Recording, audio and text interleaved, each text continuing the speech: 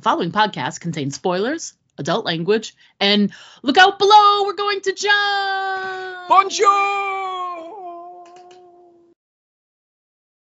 Sure hope he has a parachute on. This is a message from the Office of Emergency Preparedness. Due to the recent crisis, we ask that you remain in your homes. Do not attempt to communicate or interact with the creatures, even if they are people you know. Lock your doors. Bar your windows. The dead are coming. It's time for Aim for the Head, an all Walking Dead universe podcast. And now, here are your hosts, Diana and Steve. Hi, and welcome back to Aim for the Head podcast. I'm Diana. And me, Steve. Steve. And this is podcast episode number 312. And today we're going to be discussing the third installment of the new series, The Ones Who Live. Title of the episode is Bye. And let me tell you, you can't not play it. It is kind of screaming for it, isn't it? It is. And mostly just every time, because they did the cute thing with the titles and the years gone by thing. But every time I look at Bye, last week we were joking around. We're like, bye. But yeah, it's really the only thing I've been thinking of all week long is the stupid sing song. So, pardon us. And, thanks for letting us do our stupid little things. But anyway, before we get into our details of the episode, let's talk quick thoughts. Steve, you went first last time, so I will go first. All right. Can't wait to hear this. Think of this episode. Well, I'm sorry to say that while I still, in the percentage game of like, I liked it, 70-30 or 80-20, as we were sort of saying before we started, I liked more things than I didn't, so it still falls under the good episode category, but it's the one I liked the least out of the three so far. And I know, clutch the pearls. And that's including the fact that I love Jadis. I think she's such a great, she's not only is she a great villain, but she's a great foil against Rick. You know what I mean? Like she has such history with him that I think there's a level there that there wouldn't be with really anyone else other than maybe Negan. Mm-hmm. But my issues, we'll get into some of it with some of the details. To me, I feel like I can't see, like it's like they're banging their head against the wall to try and figure out a way to get Rick and Michonne to just be Rick and Michonne and not, Sergeant Major Grimes and Dana. So I think the hardest part is I can't see an end game, and I don't know how they're gonna get out of this. I guess I don't know. Even considering how the episode ended, I'm not sure where this goes. How can they move forward? Is the thing, because I don't know, because the CRM is huge, and like Rick and Michonne can't fight all of them, and they certainly, the Alexandrians and the people in the Commonwealth and all of that, like they couldn't band together and beat the CRM. They just don't have the strength for that. They don't have helicopters and bombs and all that bullshit. So that's not how it's going to end. But the little sort of ways, the paths out that seem like they'd be the most easiest to sort of sneak and get away, I just don't know. I don't know. It's frustrating to me. It is. It's very frustrating for us. Yeah. But here's the thing.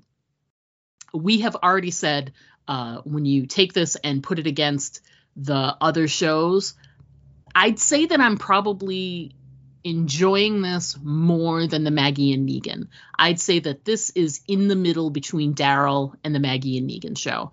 Out of the three of them, I still think that the Daryl show is the better of all three, or the best of all three so far. And we still have 3 episodes left. They still have opportunity to snag me in. And it's not like I hated it. I didn't hate this episode. It just, there were more things in the things I didn't like column than there had been in the last 2 episodes, unfortunately. Okay. But still looks great. Mostly sounds great. Ugh, Gimple. But Jadis is great. Michonne's action scenes are great. The relationships that are developing with Jadis, with Thorne, those are great. But the situation they're in seems just strange to me, and I don't know how they're going to get out of it. But anyway, we'll get into more details. You tell me, how did you feel about this episode? It's funny because we're kind of on other sides of the aisle here because this was my favorite episode of the 3 of them, which is so great. It's so funny. It's so funny that happened. Yeah, I don't know why it is. I thought for sure you'd be like, oh my God, see, it's getting better and better and better. And you're just like, no, I didn't really like any of it. Pretty much, it's again, there's like little bits in there that are great that you enjoyed it, and I'm the same way. I thought that all the things that you said are true, and what I just liked the way the episode was put together. I thought that it moved very quickly and at a good speed, and there was not a lot of dillying or dallying, and I thought there was a lot of creative stuff in it. I liked some of the camera work that they did. And so just technically, I enjoyed it. It was a very well put together episode of television. I still have a few issues with the overall concept and setup, which we'll get into. That it's kind of, these things are kind of what are pulling me back from really just, thinking this is this is a worthy successor of the main show. And like you said, there's still a couple episodes to go, so these things might be corrected. Although it's been gimpled, and so I'm thinking probably it won't be fixed. But I think that I'm starting to think this is just what it is, and this is what it is, and we'll have to see. But no, I enjoyed this episode a lot because it was the first of the 3 that we've seen that there was no, here, we're going to quickly tell you what we've been doing for 5 years. And, they just went with the story from the beginning to the end, even though there's 3 time jumps in it, or, yes, there are 3 that we have 2 flashbacks and a current day. So, again, it's still gimply in that aspect. It was still at least telling the main story, where we didn't have any more of, oh, you want to know what this person's been doing for the last 8, 9, 7, 10 years, whatever. Here, we're just going. So I like that. So yeah, so we'll see. It would be fun to get into our points here, because there was some amazing stuff, and I was looking at it, and a lot of my stuff is your stuff, so we're right there. We're gonna be points counterpoint on these. Yeah, so it should be good. All right. Well, before we get into those points, let's first get started with our episode description for episode 3. So, Steve, why don't you get started there? All right. Well, this week's episode is being brought to you by... Are you looking for a way to remember people you've lost in the ZA? Don't you wish you had a picture of friends and family? Well, now you can, thanks to Ben Giro's Portraiture and Art. Straight from the people that brought you creepy doll art comes the latest sensation that's sweeping the zombie nation. Now you can show everyone that you're just a little unhinged by having a friend or loved one's image carved into a TV or phone screen by the artists of Ben Giro's Portraiture and Art. Just imagine the looks of horror and bewilderment you will get as you stroll down the street dragging an old computer monitor with a crude line drawing of someone who apparently meant something to you at some time. Or if a monitor or TV is too much for you, why not let Ben Giro's etch your drawing on a cell phone? Even though paper is still readily available, the cell phone is the perfect way to show everyone that you're just a little bit creepy. So check out Ben Giro's Portraiture and Art today, and your public shunning can begin tomorrow. We're located in Millennium Park between 500 Fries and Shit Haircuts for Heroes. And if that doesn't make you want to like drag out one of your old tube TVs and like etch, your wife's face on it and then like take it with you to work tomorrow, I don't know what will. After hearing that ad, I picture a crazy future where people are just walking around big cities like that with a big tube TV tied to their ankle, and they just walk dragging it behind them, and it's got pictures of their dead loved ones on there. I like it. It's interesting. I think so. Yeah, I think I think you might be onto something. I don't know. Maybe I don't want to. It's a decent idea, but I don't want to steal the idea from Benjiro.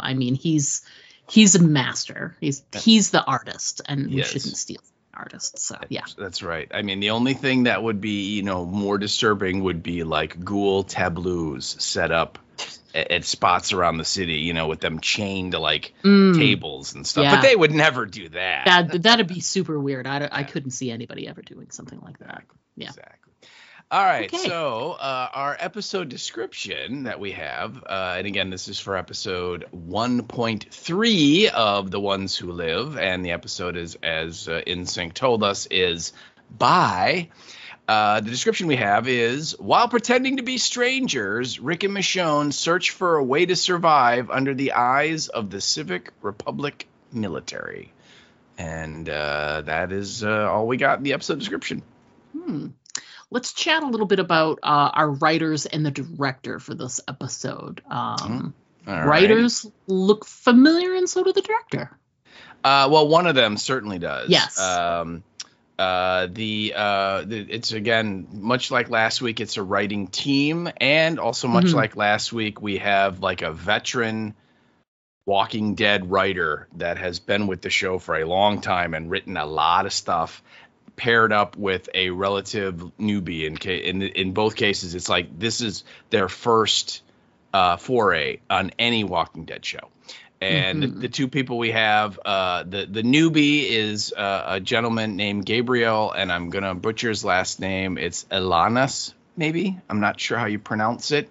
This episode, episode 1.3, is the only episode that he has written of Walking Dead, but he does have some other credits in TV and film. He has written for shows like Private Practice and Grey's Anatomy and Supergirl, and going all the way back, he even wrote episodes of Party of Five, if you remember that Nev Campbell, Matt Fox show from Fox from years and years and years ago. I do too. That's when I first was mesmerized by Nev Campbell. And then he wrote one of the National Treasure movies with Nick Cage.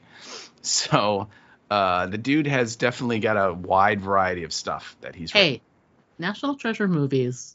They're national treasures. They are. I love them. They're wonderful. I can't.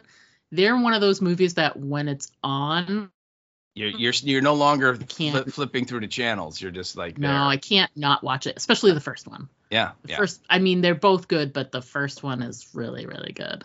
Yeah. And so his writing partner is this veteran Walking Dead guy, and it's a guy named Matthew Negretti. And we've talked about him a lot because he's done a bunch.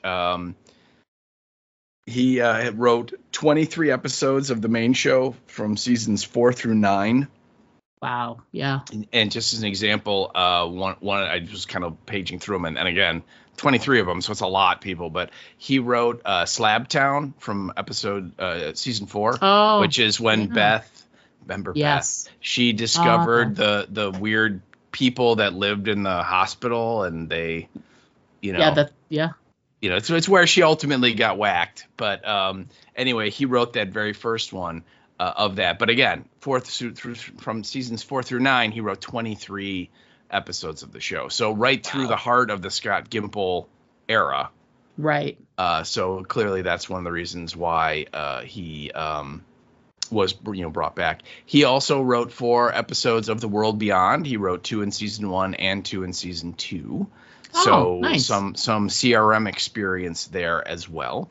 And then obviously he is writing this one episode here in the first season of The One Who Lived. So those are two writers. Again, it's Gabriel Alanis and Matthew Negretti. And then our director is a gentleman named Michael Slovis, or Slavis. And he has directed before in the Walking Dead universe. He directed 3 episodes of the main show. 1 each in seasons 6, 7, and 8. So certainly not a lot of experience, but some in this universe. And he is actually directing 2 episodes of The Ones Who Live. He's directing this episode and he's directing next week's episode 1.4, which has a very gimply title of What We. Oh, Jesus. And so I'm guessing episode 1.5 will be the continuation of that fun little sentence, and perhaps even 1.6 will be even more. Like it could be like what we 1.5 will be learned, and 1.6 will be in the end, or something like that. You know what I mean? Yeah. Like it's gonna be cute and gimply. But this guy Michael Slovis is the director for these 2 episodes, 1.3 and 1.4. So that is your writer and your director. Perfect. All right, I love that they jump right into Rick and Jadis and how they, we had an agreement was how we left things on the last episode. And we're all like, okay, so at least he's aware Jadis is there. So it didn't seem terribly surprised to see her in his apartment in the end of last week's episode. But this gives us sort of expands on that, gives us a whole, this is when they met each other and this is how things sort of progressed. And I listen, she's awesome. I put down my first reaction is, she's just so damn great at being awful. I mean, everything about that scene, everything she says, how she says it, she's inappropriate. She's bad. She just, I don't know. She's like the clean-mouthed version of a female Negan. She just knows how to get under his skin, and she knows how to push Rick's buttons in a way that, like I said, I think only Negan would know how. I thought it was interesting, too, that we got like a confirmation of what her whole deal with the CRM was previously, what her deal for like giving them people every now and then and etc. So we kind of had, we knew some of it, we sort of like had to make like mental leaps, but she just sort of laid it right out there. This is what we did. We got these people, we would give them to them, and sometimes if we found A's, we give them too. So if there's people we didn't get along with, we give them too. So it was interesting to have her sort of laid on the line, but then at the end, like when she's trying to insist and she's like, I saved your life, I'm like, he already knows he can't really get out of there. And that's what he said. He's like, I saved your life. And he's like, yeah, you brought me someplace I can't leave. She's like, well, maybe I should have just let you die in the riverbed. Yeah, but wouldn't his people have found him? Maybe. Yeah, but they wouldn't have been able to save him.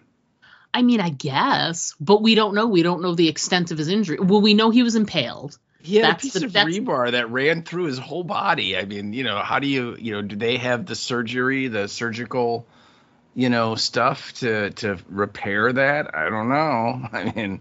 I mean, maybe Sadiq wasn't dead yet. No, Sadiq was. I think Sadiq was dead. No, he wasn't.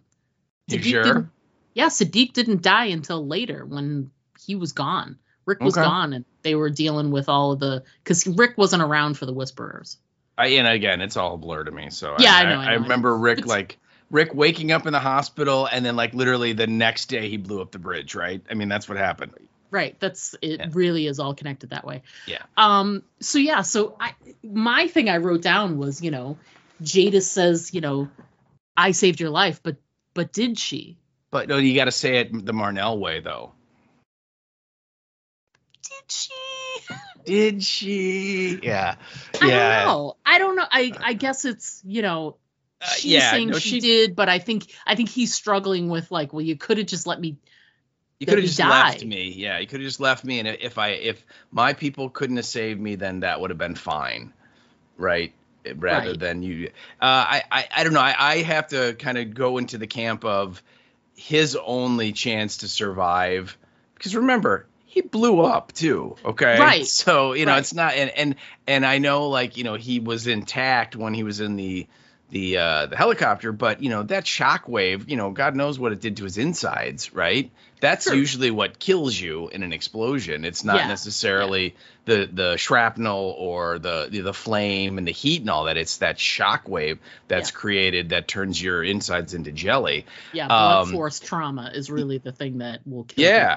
Yeah, and on top of it, he was impaled. He was obviously losing a lot of blood. So to me, the only chance he had to survive was to be taken to like a really top-notch trauma center that could deal with those things. And you saw, like, right in the helicopter, like, they had they were giving him oxygen, and they had like an IV, and so they were doing those little kind of things that you need to do in transit to keep the person stable until the doctors can get to them, and so on. And so I don't have any problem with her kind of throwing it in his face that, hey, you know what? The only reason you're even around at all is because of me. That you would have died without a doubt if I didn't do what I did.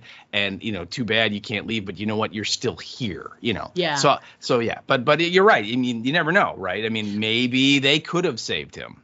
And even if they couldn't have, like you were saying, that would have been, his choice. And I think, too, ultimately, if you think about it, the explosion, he made that choice. He didn't expect to live. Right. He blew that bridge up thinking, I'm sacrificed. I'm mortally wounded. I'm sacrificing myself for my people. Right. And I think he had no expectations of living. And now he's in this struggle where, oh my God, I'm alive, but I'm a prisoner. So it's worse because I can't go where I want to go.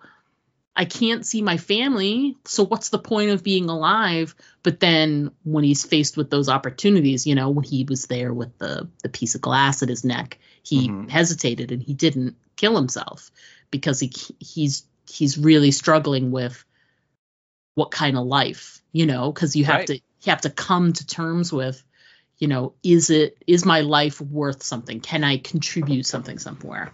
But yeah, I think he was still, at the time of running into Jadis, he was still in the, he hadn't been gotten to by Okafor yet. So when she's like, I saved your life, he's like, but you didn't. Like, I'm in hell right now because everyone I love is far away and I can't see them, and yet I'm alive. So he hadn't come to the terms that he had just before Okafor died. So yeah. Right. And in I think in either this week or last week, Andy Lincoln, he actually used the term purgatory.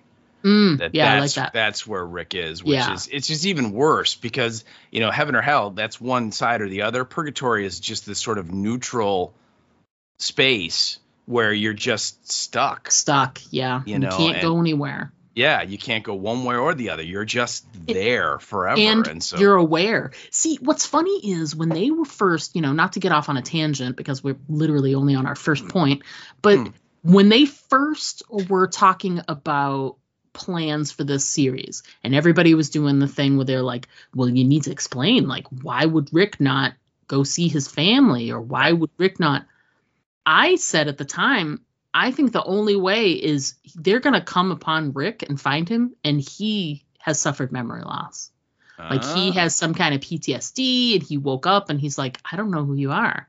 Like, if he saw Michonne, he wouldn't know who she was. And he'd be Dana. Yeah. And can I just say, every time she says Dana, I'm like, there is no Dana, only Zool. There's only Zool. So you're waiting for him to say, I am the Keymaster? I am the Keymaster. I'm Vince Clorto. But that's a good tax deduction, people. Thanks. I have clients come instead. It's a good destination. You write it off, people. It's all great. So good. Yeah. Lewis, I'm leaving. Sorry. I can clearly I can quote some Ghostbusters. Anyway, but you see what I mean? Like, my point was the only way, and yes, he's in this purgatory, which was an interesting sort of, spot to put him in. I really honestly thought the only way that they could, and I never would have dreamed up this scenario, obviously, the only way I saw was that he would have memory loss. And in that instance, the memory loss thing would be perfect because he wouldn't have any struggle. He can't struggle about wanting to go anywhere. He doesn't remember anywhere else. This is his life. And he wouldn't like try to leave or try to go somewhere. You know what I mean? It just, that's the thing that made it make sense to me. Now they're trying to make Rick still be Rick, but how could he stay and be forced to stay? And yes, this purgatory that Andrew Lincoln was talking about. And it's interesting. It's definitely interesting. I'm not sure how they're gonna like get out of it. It's sort of like this. It's like the tail eating the snake. How are they gonna break it? But anyway, yeah. So by jumping out of a helicopter, obviously. Yeah, it's sort of like Michonne was like, what can we do to shake up this timeline? I know. Let's make everyone who's watching the show right now go, yeah, like, wait, did they just? No. So we sort of pivot from the scene with Jadis.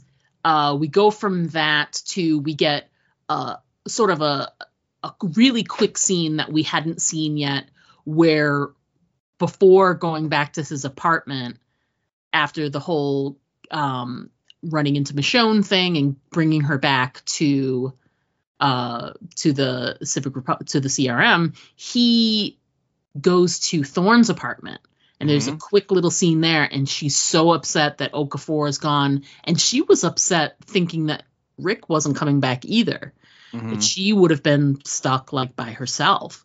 So it was a really interesting little scene. I'm really, really liking the actress that's playing Thorne. I think she's bringing a lot of energy to that role.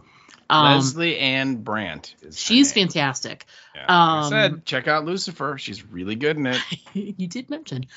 And so they go from that scene, and he is the one who's like, listen, if I speak up for this person, it'll look like I'm emotionally involved, and I can't have that. Can you speak up for her? So now he's snagged Thorne into his little, crazy plan to have Michonne be there with him. And then it's right after that scene, he goes back to his apartment and Jadis is there. Not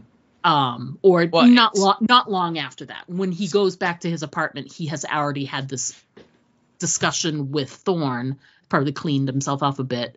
Because when he gets there, he's still covered in blood from the whole shebang, and he's kind of clean when he sees Jadis. And obviously the intake stuff has already happened, so it's probably just a little while later. But we get the Jadis scene where she's like, hey, can you get me a napkin? And she's talking about French fries, which clearly just made me want to have French fries. And then we get onion rings. I know. That's living. I know. God, I love onion rings. And then, we get this really emotional scene with Rick and Thorne, and he's trying to make her feel like, I'm here, I'm with you, I'm still here. And then you go from that scene and you pivot from there, and then it jumps to the scene where he's with Jadis in the apartment, and she's like laying it all on the line. And there's these, she's going through all this stuff where she's like, how, what are you trying to do here? Like, I know who Michonne is. Like, she's basically like, are you stupid? Like, how can she be here? Like, and how can you expect me to like not tell people that you know who she is? Like, so he's sort of, even though she does it knowingly, he's like pulling Jadis into his little, scheme as well, because he has stuff on her, apparently. But then there's a couple of really great lines that I included, and so did you. She basically is saying, no matter what, because she's like, there's nothing, you're never going to leave. She's never going to leave. There's no way out of here. And he's trying to like, there's got to be a deal we can make. Because, of course, he's thinking about the deal that she used to have when she was in charge of the trash people, and he's like, there's got to be a deal. She's like, no, you'll have to stay. And he's like, why? And she can't answer the question. She says, there's too many secrets and blah, blah, blah. But he just doesn't get that. I kind of, to me, when he goes, is there a deal to be made? I think he was referring to when he first ran into her in the park, she kind of let him know that, hey, I got you in here and I told them you were a B even though you're an A. And so that was kind of the deal they had of like, don't you have to do your best to not reveal you're an A because, they're going to kill you and it's going to look bad on me and maybe they're going to get rid of me, So they had this arrangement where they both were kind of doing something underhanded a little bit in the against the CRM, and so that was, he was like, maybe we can come up with another thing to do it, and she's just like, no, because now it's much later, she's a much different person, she's high up in the military, she's an intelligence officer, all that stuff. So as she says, she's like, I got way too much to lose. And that's when she tells him she has like the little file in her belongings, in case anything happens to her, and all of that. Because away it's like an insurance. It's like her own insurance policy. And she says, "I bet you want to kill me," and he's like, "I will, but not now." It was very like the most Rick Grimes response ever. But it was. I had flashbacks of Fear where they're like, "Oh, Troy, I'm gonna kill you the next time I see you. Why don't you just kill him now?" No, next time. Got to be the next time. And he's so dead. Oh, he's so dead. But you could shoot him, right? No. Next time, okay? Let's just move on. So, but yeah, it was very Rick Grimey the way he delivered it, where he's like, I will, but not now. I will kill you at a later date. At a later time, yeah. We'll set an appointment is what we'll do. That's the other thing too, which I can't believe you didn't mention, is that when he goes to see Thorne, not only is it to, kind of reassure her that, even though Okafor's dead, he's going to live on with them, continuing his plan and all this stuff. But he's also like, okay, baby, listen up. My old lady just showed up. So we got to be really cool. Okay. Right. When we're around her, because, she can be a little mean with the knife. So yeah, I can't believe you didn't mention that. But yeah, that's clearly a Thorne is Rick's, side squeeze here. So. Do you think so? No, not at all. No. Okay. I was going to say, I had this moment where he was trying to reassure her when he's at the door. She's upset. She's so upset. Because Okafor's dead, Yeah. And she's feeling very, despondent and she thought Rick died too. She thought she didn't know that he had made it until he got to her apartment, I think. And so she's concerned. She didn't. I think in that moment, that's when, later in the episode, she says the thing about family. Yeah. That's when she realized how much she cared for Okafor and for Rick, is in that when she thought she lost them both. But in that moment when he's trying to make her feel better and he's like, I'm here, I'm with you. I told Okafor that, right? But I was like, don't do it. Don't do it. Don't kiss him. Don't do it. It was like right there. So like the tension was there. And I don't want that to happen in this series at all. I don't want to see it. Like, we can have Rick and Michonne tension at like it was at the end where he's like, we're done, we're finished. I'm like, yeah, right, nice. We are broken. Yeah, exactly. But you can have that. You can have them even break up, like not be together, like whatever that may be. But you cannot, like, you can't have there be like another relationship. I was so worried when they introduced Thorne in the first episode, and I sort of kept it quiet. I was like, please, please, please, please don't let this be like a Michonne comes upon them just as he's cradling Thorne in his arms and kissing her goodbye or something. You know what I mean? Like, right. That's why I was like, I'm so glad I found you after I couldn't get back to there she is over there. Oh, look, there's my wifey right there. It's kind of like it's Jadis's line at the end. Oh, there it is. She saw me. Yeah, she saw me. Yeah. Right. Well, I mean, I think it's the tension was there, and I was worried, and I'm really glad they didn't, and I really hope they don't, because God damn it, don't. Dude, come on, think about it. It's two girls and a guy. The love triangle is totally set up, and it was set up from the beginning. But I really feel like I don't want them to, and I'll tell you that, like, that's such a cliche. It's such a cliche to do that. I think it makes Thorne stronger to not go down that path. And the more power she gets, it seems like she's not, gonna go down that path. And I'm really, really hoping, like, please, Gimple, don't do it. Oh, no. I already see, she's going to, I mean, it's going to be a one-sided thing. She's going to be like, Rick, I really like you. Because, again, she does, whether she puts it together or not, she doesn't know that Rick and Michonne are together. Right. Right. All she has is the story he said, which is, hey, this woman saved me out of nowhere, and I need you to go and get her through the orientation, because if I say I want her in, they're not going to believe me because she just saved my life, and they're going to think that, I'm like emotionally compromised and my thinking isn't straight because she just saved my ass, Right. So and she Thorne doesn't realize that, oh no, he wants to get her in because, that's his girl and everything. Right. And so because of that, she's still thinking she has a shot with him, that he's not with someone else. And as she says, he's my family now. Well, of course, you can read between the lines. So I'm sure she's going to make her feelings known. And then it would not surprise me if a young Rick Grimes uses those emotions against her to get what he wants. To kind of lead her on a little, give her a little of the Rick shake and bake, and then, leave her high and dry and runs off with Michonne. I could totally see them doing that.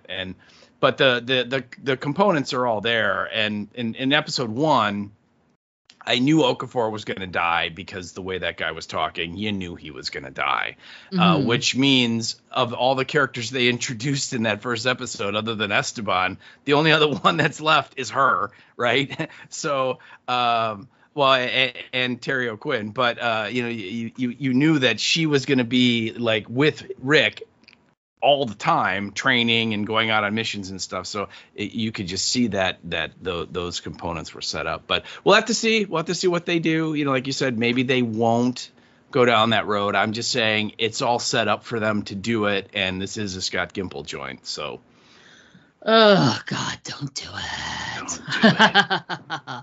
it.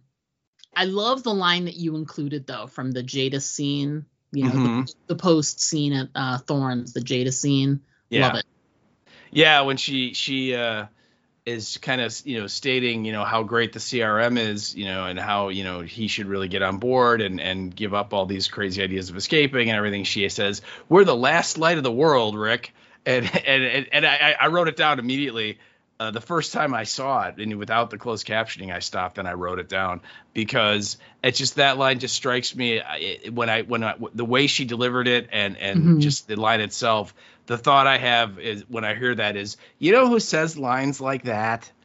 Bad guys say lines like that. You know what I mean?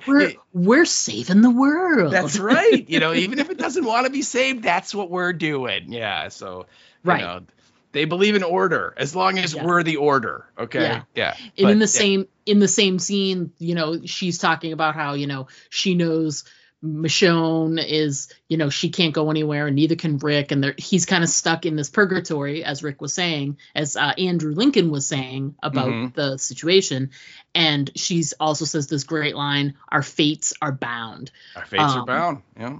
And I think she even says that's after she makes that claim about how she's like, oh, I put together a little dossier of things that, all of our stuff. And if I happen to die, it'll easily be found and da-da-da-da. And then he's like, so basically he's like ready to throw up. And she's like, our fates are bound. And he's, I mean, he's still getting used to her speaking in full sentences, obviously. Oh, clearly. Yes. Yes. The only thing about that defense mechanism in this universe, it's like, lady, you could die anyway. And he could have nothing to do with it. Right? And he still gets outed? Is that right? You know what I mean? It's just like, feels wrong. It feels very wrong. Yeah. Yeah. I mean, you think she would be better served giving the file to someone she knew and said, hey, in the event that I get murdered, right, where I don't die out in the field or in natural causes, can you make sure this gets to people or something like that? But yeah, I when she first said that she had that, I'm like, yeah, but what if she was on that helicopter with Rick and, blew up when it got, scream sticked? I mean, then what? Then he loses because, he had nothing to do with it and he lost. So yeah, I don't know. But yeah, it was she's very scary and clearly, believes she's still in control. And I did like when he asked her, what's changed between when we first had this discussion and now, and she's like, because Michonne's here and the two of you can do anything. Yeah, which was kind of like, oh, they can do anything together, but it's like, yeah, they can. She knows how they can, succeed. They can make a nuisance of themselves. Yes, correct. They've done it before many times. Just when she thinks that she was gonna win, like in the past, and then they'd band together and somehow, right, it worked.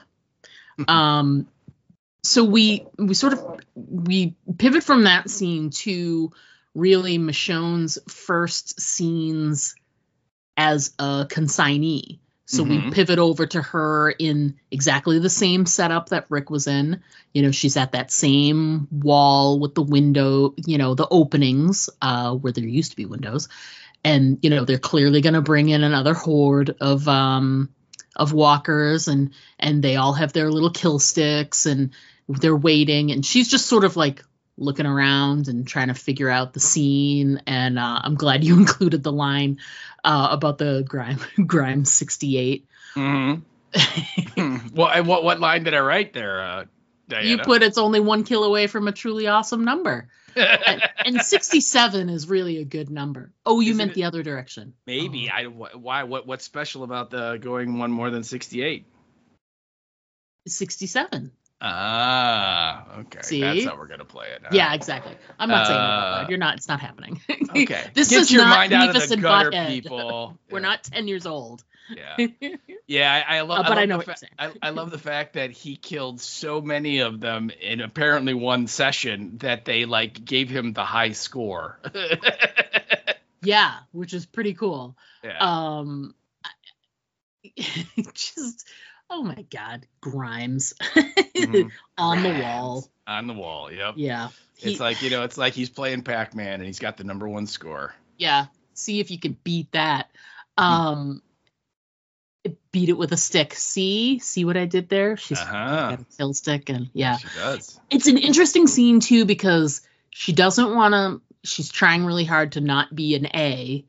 I think she probably has figured everything out, but she holds back and she watches while everybody else sort of does the thing where they're, tapping the kill sticks to get the walkers to come to the openings. And so she just sort of, follows the crowd at chow time and figures out what everybody else is doing to sort of, you follow along to get along. So I thought that was interesting, sort of Michonne being, Michonne, not subservient. Who is this Dana, Michonne you speak of? This is Dana Bethune. And so I think that's interesting. It's a good start for her to sort of, pretending to be, not an aggressive person. She's she's just doing what she's told, basically. So that was an interesting scene. I did enjoy, our first introduction to how could you not include the line? I liked our introduction to Cleo. I wonder if anyone ever writes to what do you her, think? And because if they did, then she would have letters to Cleo. It's an old music reference, people look it up. Yeah, I love it when she's like talking to Dana. And she's like, so are you like on the 3-day orientation or the 6-day? And Dana's like, what? She's like, well, they kind of figure out where they think you are, how much can you handle, and how much is it going to take you kind of figure it out, and they assign it to you, and Dana's like, why don't you guess, and then I'll tell you later. She's like, 3 day. Before she even finishes the sentence, she's like, really? She's like, yeah. She's like, you radiate shit knowing. She's like, you know your shit, and she's like, how do you think I know my shit? She's like, you radiate shit knowing. Yeah. Oh, it's so great. So basically, what's great about that scene is it doesn't matter if Michonne tries to act subservient, act like she's following the crowd. It just, her strength comes through. It doesn't matter. She just has a way about her that people are like, no, she's seen some shit. She knows what she's doing. She can handle herself. Yes. And it's, no matter what, she's never going to look like this meek, bee. It's just not going to happen. Right. This lady just met her, and she's like, no, you're a strong person. Right. Yeah, this is a woman who, is just in from the outside, and she's like, yeah, clearly you like know what you're doing. I did like, though, her little quip when she's like, we're here for, a better life or whatever. And, and Michonne's like, well, is it better for everybody? And she's just like, I'm like, really? You're going to start your very first conversation with a person, and you're going to be like, I don't know. Is this, you're sowing seeds already. Right. Right. Well, so I had the thought too of I wonder, are the CRM, are they sneaky enough to have people spies implanted in the consignees that are just double checking and asking questions and trying to root, because maybe some of the people that are coming in are smart enough to pull a Carol and not reveal who they really are, and so I'm like, Dana, you should keep your damn mouth shut. Yeah, that was my first thought when she said that. So we'll see if that pans out, because obviously we didn't see anything with that this time, but I absolutely had that same thought. But she says that, she's like, is it great for everybody? But I love Cleo's comeback. She's like, well, when they found me, I was eating bugs and eating crickets and living in a tree. So yeah. Yes. And I was like, God damn it, yes. Yeah. So Michonne is like, all right, well, perspective. Yeah, right. So hashtag perspective. Yeah, right. Yeah, me too. I like too that they like the Cleo is like, there's a big pile of the ghouls, and she's kind of like rolling them, separating them, and then they're going to load them onto trucks or something and drag them away. And a couple of them aren't fully destroyed, and they start getting back up and coming at her. And you hear them announce, like the CRM are like, we still have, non-kills. And they basically tell all the consignees to get the hell out of the way. And the regular troops are going to come in and take care of them. And so then Michonne, in just a great sequence, she stabs one in the head with her kill stick, rips the head off of it. And then there's a ghoul that's coming up behind this Cleo person, and she throws the head at that ghoul's head and knocks it off and kills it, right? And so and it's this awesome sequence, right? And then Cleo, just without missing a beat, goes, yeah, you know your shit. Yeah. And what's great about that scene, and you included the skull throw as a great kill, and it is great. What's great about it too is it furthers the whole thing that it doesn't matter what Michonne does. She's just gonna be herself. And right. in that moment, you're like, sure, in front of Cleo and in front of the CRM, oh my God, that's impressive. But literally doing a move like that is okay, it was Michonne. So it was a day ending in the word day. Right. So this is just, it's regular shit for her. She's always doing some kind of crazy, awesome kill because she has skills. She has skills, and it's a reaction. She's not thinking about it. She saw that those ghouls were there, that girl was in trouble. Yes. And she acted. You can't turn that off like that. No. So yeah. Absolutely. Yeah. It was awesome. And it was a cool kill. I did have a little bit of a nitpick as soon as that scene's over, and I liked the closed captioning. They're consignees, Berthune, and I think Cleo said her last name was Clinton. Yeah, or Clifton or something. Yeah, Cleo Clifton, I think. So they say their last names, and they're go to the medical tent to be checked out because they had such close contact with they called them non-kills. Or delts. Yeah. And so they, because they had such close contact, they probably have to get checked out for bites and scratches and shit like that to make sure they're not infected. And obviously, make sure they're okay. So they're told to, step away. And as they're leaving, Rick is there with his helmet off and he's like observing his beautiful wife. And I had to put down, I'm like, how are other people not noticing that Rick always has his helmet off? And I'm always paying attention. And I'm sure that it's a pay the actors kind of thing. I'm sure that it's like a SAG thing that if your face is covered, we can pay you less, but if you're if your face is shown, you're like a featured player or something like that. Cause everybody's got their damn mask on. They've all got their helmets on except for friggin' Rick. So he's got his helmet off. And then like he's literally staring at Michonne. Like I was waiting for Cleo to be like, hey, that guy likes you. You're new here. It looks like that guy likes you. Maybe you can get like some extra stuff. I don't know if it's cool if you end up like having a relationship with one of the soldiers, but he clearly digs you. You know what I mean? Like it was to that point. Like, hey, stalker alert at 3:00. I would watch out. He probably has several phones with you etched on him. and what's funny is I thought of it and I was like, first of all, he looks like a creeper. And then I thought about it some more and I was like, you know what? What is the absolute stereotypical thing that happens with imprisoned or women in need and men who have power over them in any kind of soldier or protective role? Think about what happened in 28 Days Later. You know what I mean? Like as soon as there's women, there's some type of assault scenario that happens, right? It's very stereotypical. So in that moment where Rick is, and I'm not making light of it, absolutely. But in that moment where Rick was like staring at her, like we all know what he's thinking because that's his wife. Sure. But he's thinking those thoughts and they're on his face.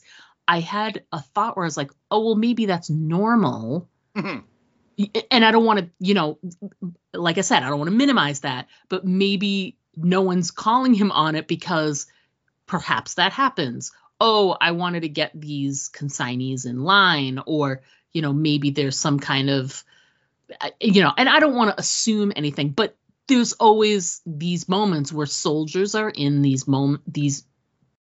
areas of power over other people, male or female, and maybe, give them a little shit or, say something rude or unkind and just sort of like, and for them too, it'd be a test, can you, deal with that kind of stuff or whatever. But in that moment, I was like, maybe they did this. And I'm like, it doesn't matter if they have that kind of, it's still weird that Rick is just standing there. He's practically drooling. He's staring at Michonne. And then later when he like does the thing where he passes the note, I'm like, he doesn't have although didn't he have the helmet on at one point? He did. But it was later on when it was after she's like doing all the kills. Yeah. And everyone's cheering her on. She's walking and he's behind her and he goes, keep walking and turn right. And they go into that little private area and then she like rips the helmet off and just kind of gives him a frowning of a lifetime. Yeah, exactly. I think it's after the whole escape attempt. And yeah, because she's pissed at him. Yeah, and so she's like, what's this trying to get rid of me crap? Yeah. Is that Thorn girl? Is that your new side squeeze, mister? And he's like, oh no, she knows. Yeah. Shut up. Don't say that.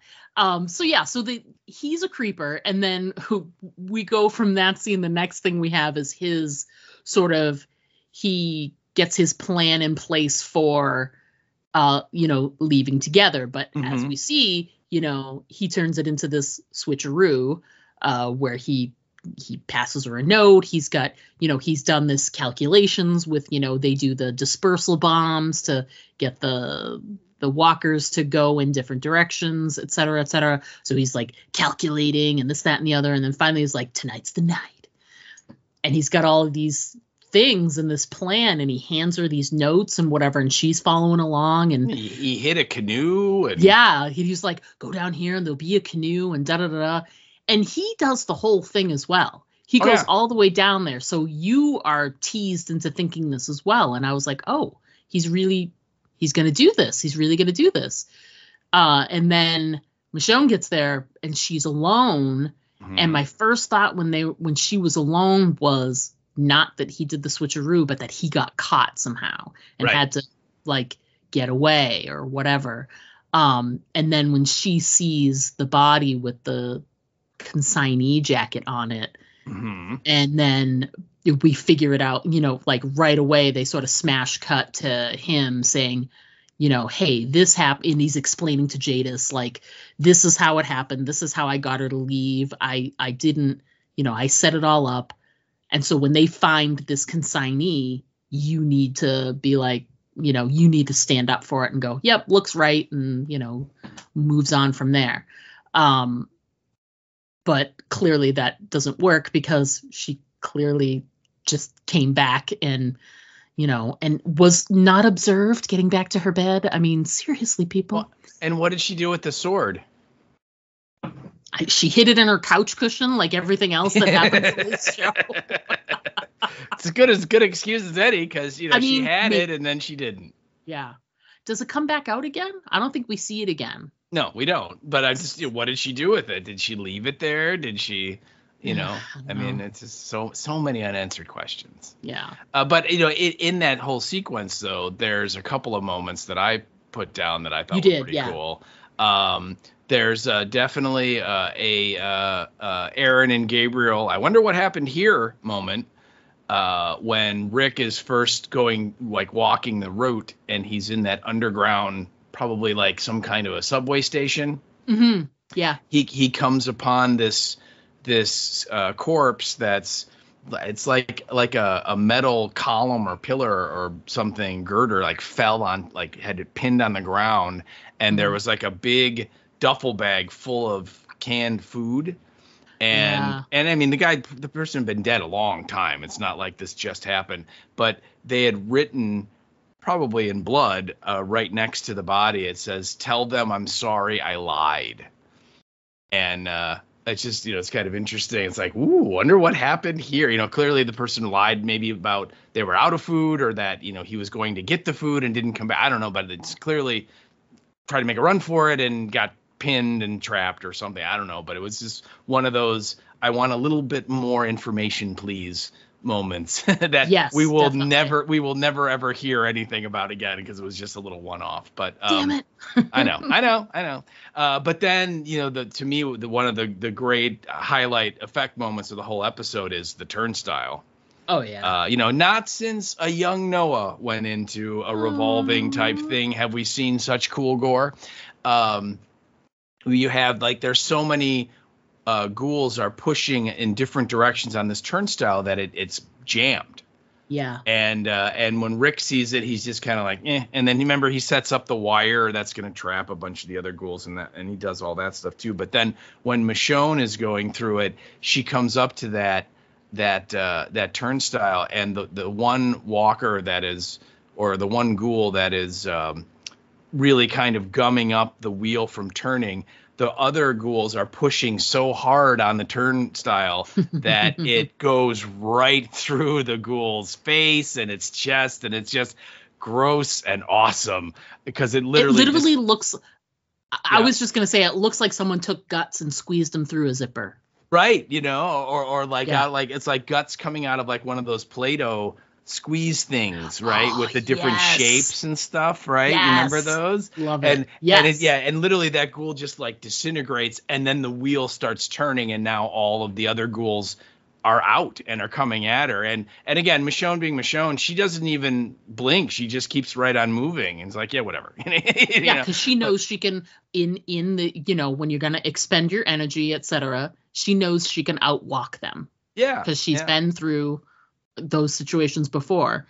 An amateur would have tried to fight them all, but she doesn't have time for that. She's going to move faster than they are, and she knows she can do something at the end of the tunnel and distract them and make them stay where they are, and blah blah blah. So she knows she's fine. Yeah.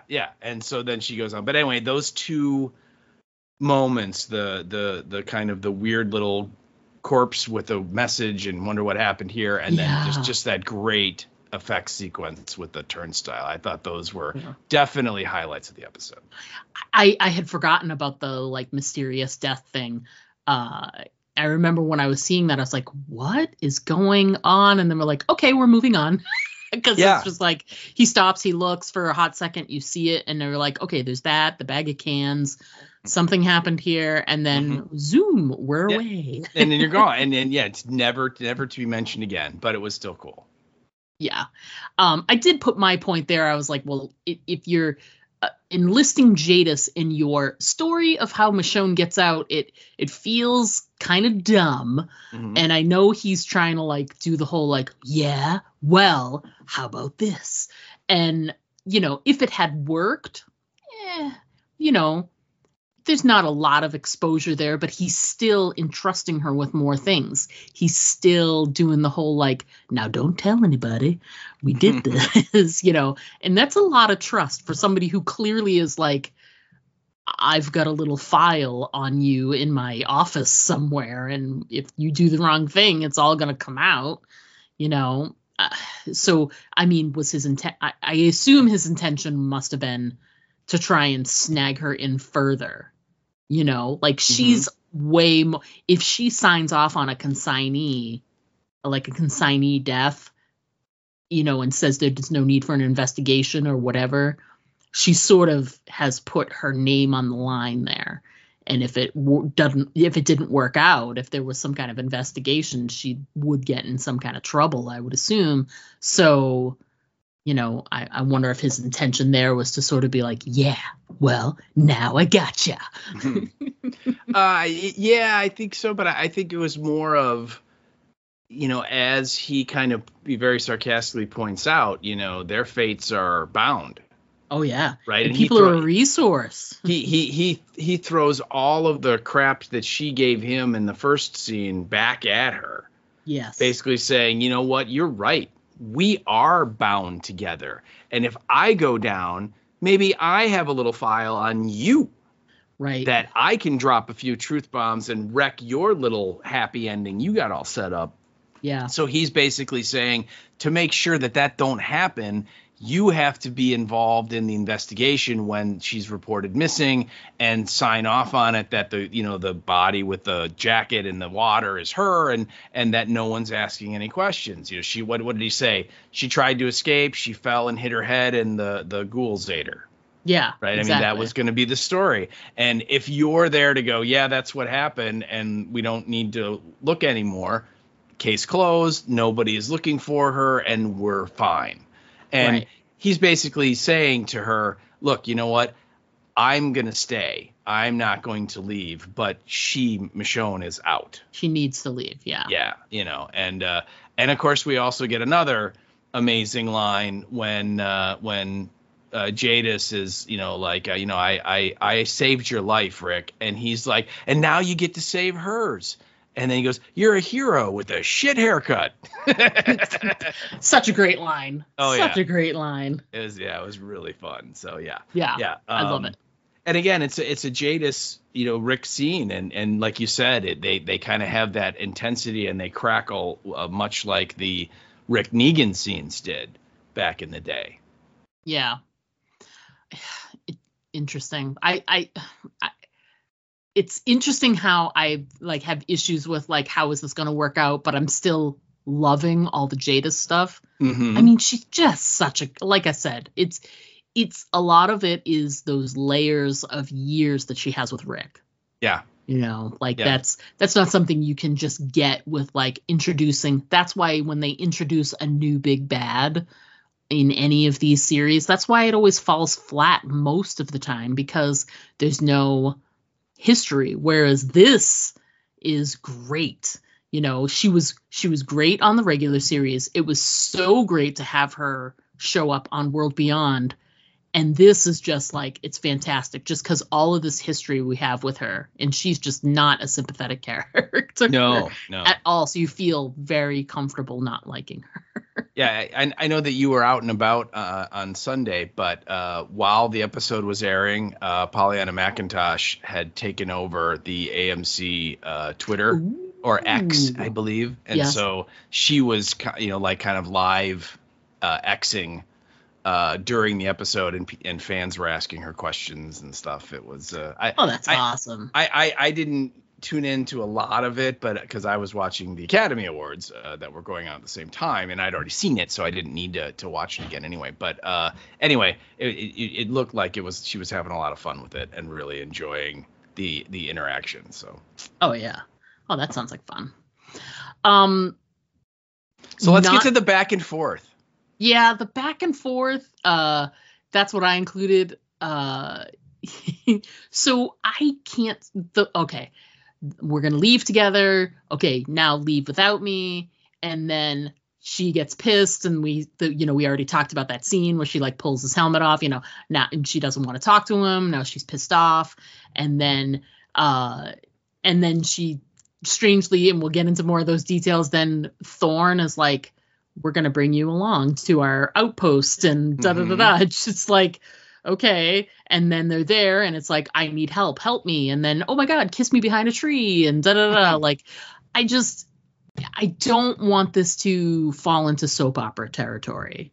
You know what I mean? And then, of course, what's the finale of all of this? This is the ending of it all is, at that outpost thing when he's like, it's broken, it's over, Mm-hmm. Rick's using tough love. I know. And that's not going to work. She's not going to listen to that stuff. I know. She knows he's doing that to like do exactly the same thing, to make her go. Right. So that he can stay and make sure everybody's safe. And, she's just thinking, if you think I'm going to leave you alone with that Thorne lady, you got another thing coming, mister. Oh, God, stop reading into it. But yeah, I'm hating that like back and forth stuff. So I hope that it stays a little more solid now. Like this episode felt like it was back, it was forth, it was back, it was forth. And then before you can even get used to like whatever emotional state they're in, then Thorne jumps in, and Thorne has this moment where, she explains to Rick, she gets a promotion. She's going to get the echelon briefing now. She's freaked out by it. Yeah. So she knows, and she can't say anything. Secrets. And now she feels like there's an extra pull. Like, if anything happens with your Dana person, I'll get in even more trouble. I'm a respected, like she got a rank. A higher rank than Rick. She's an officer now. He's just a non-com. So he, she's explaining to him, we need to clean this up. But then she's like, we're going to go to the outpost and she's going to come with us. And I'm like, she is? Mm-hmm. Why would you do that? It's like, to me, it feels like, is that something that's ever happened before? Have they brought consignees like out of like that area to do like special jobs? I wonder. I don't know. Yeah, I don't know if it's there's a precedent for it, but what I took out of that was just what you said, that she's rising in the ranks, and if this Dana person doesn't work out, it's going to look badly because she's the one that vouched for her. She's the one that got her through the screening, right? Like Rick said, Rick went to her and asked her to do that.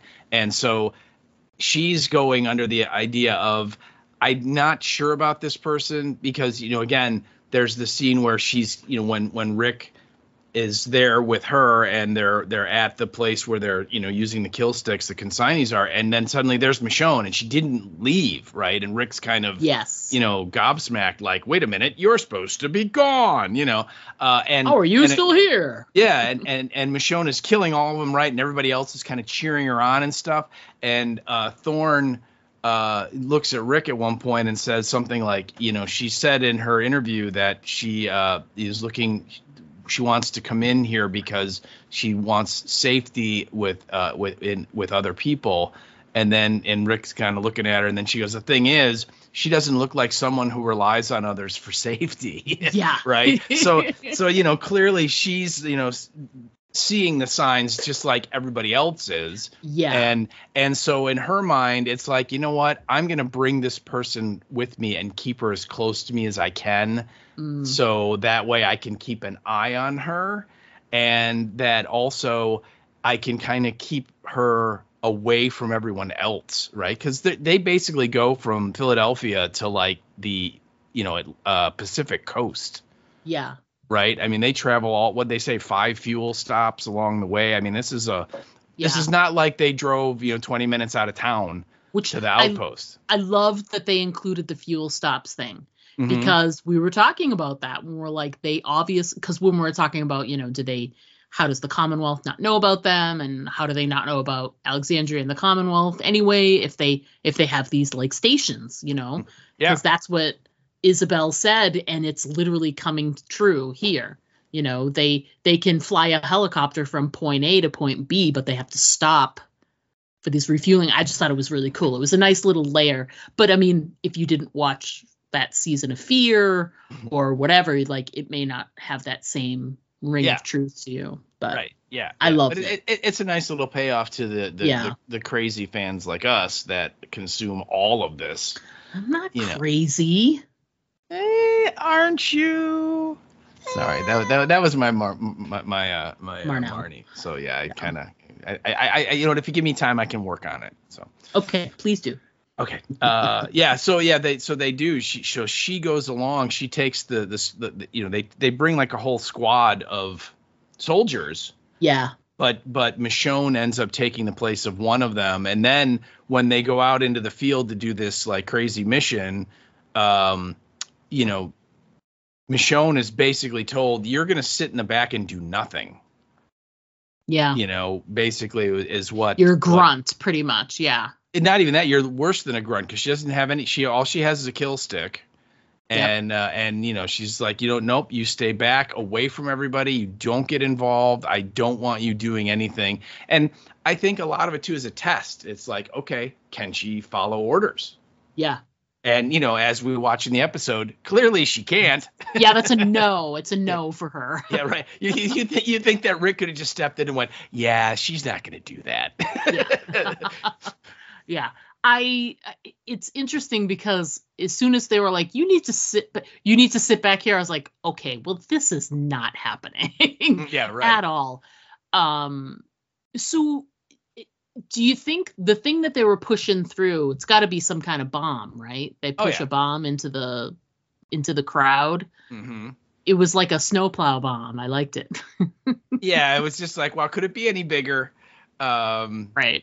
Yeah, and it has flashing lights, and it has sirens, and when you prime it and turn it on, it emits a loud piercing sound to kind of draw the ghouls close to it, right? And then it explodes. Yeah.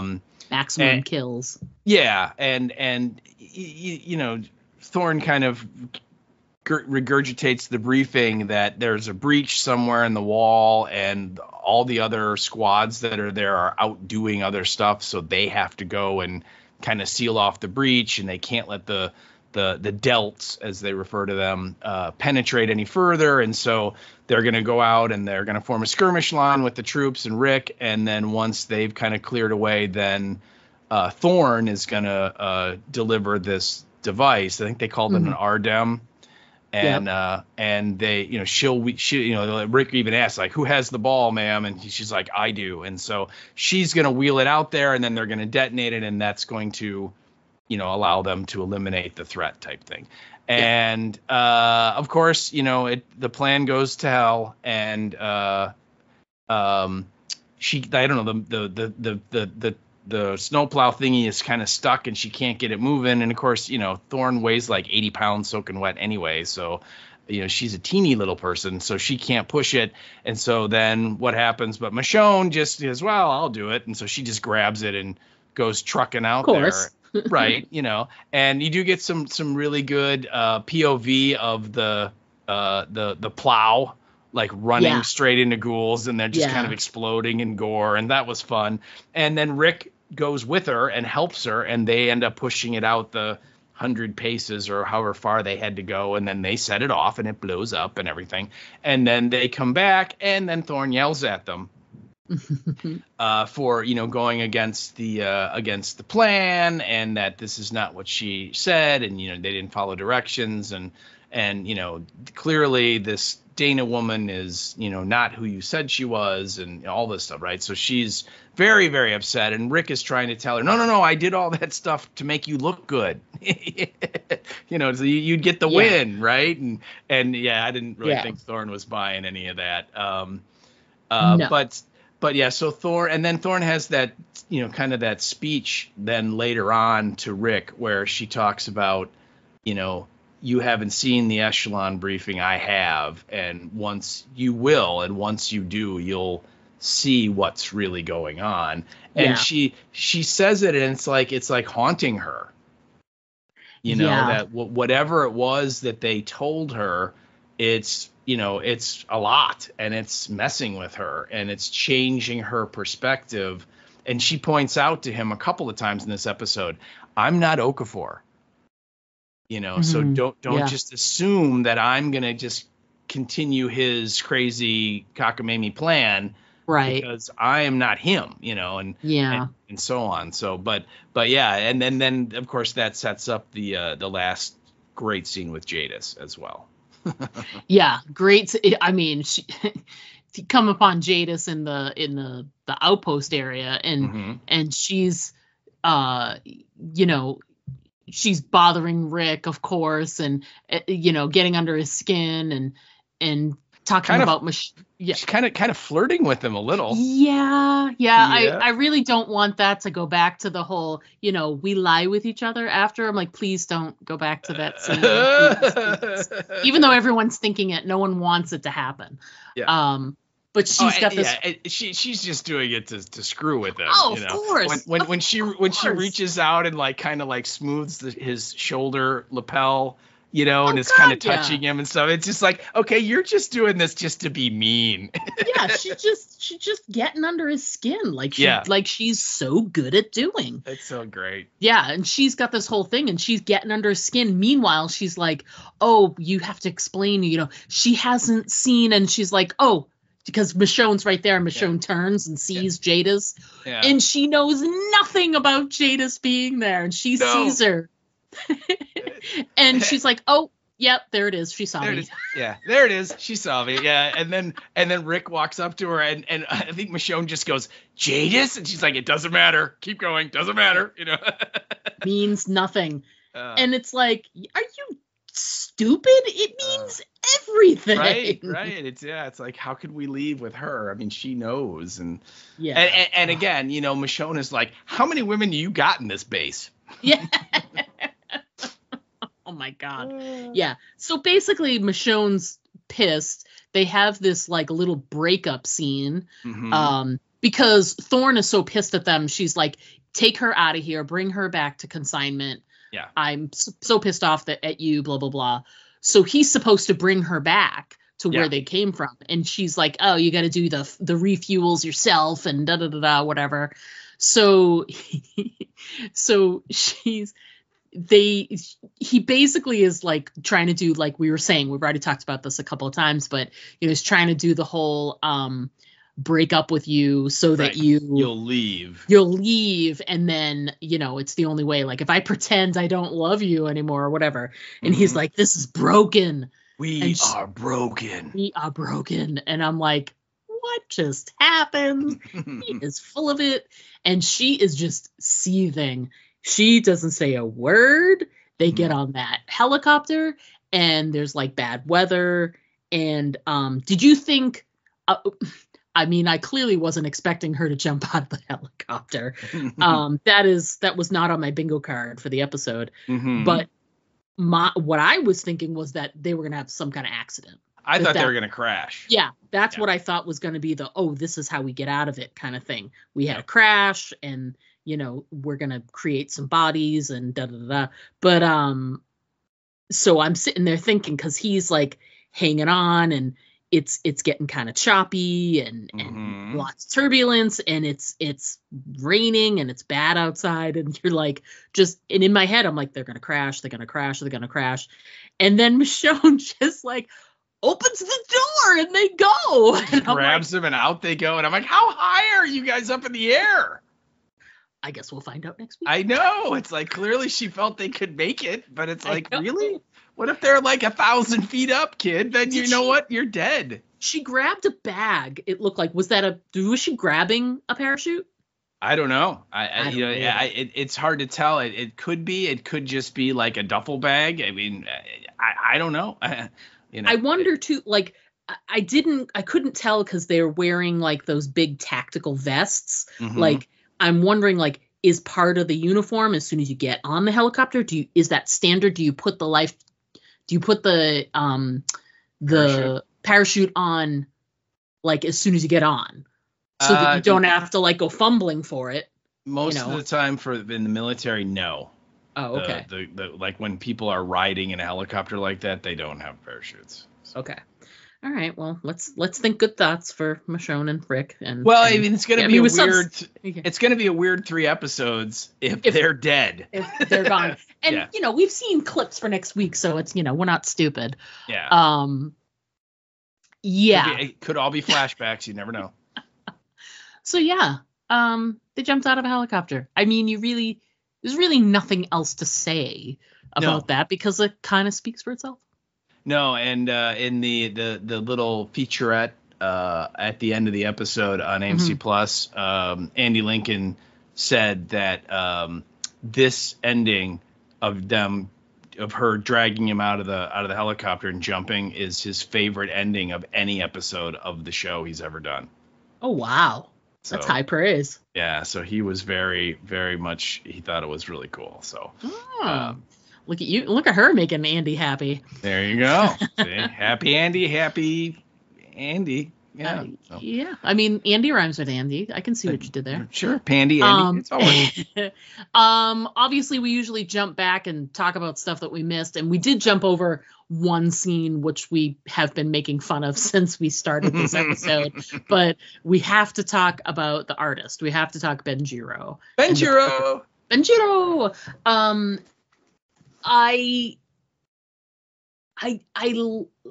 I liked parts of it. Okay, so my note I put is that I don't know how I feel about the cleverness of it.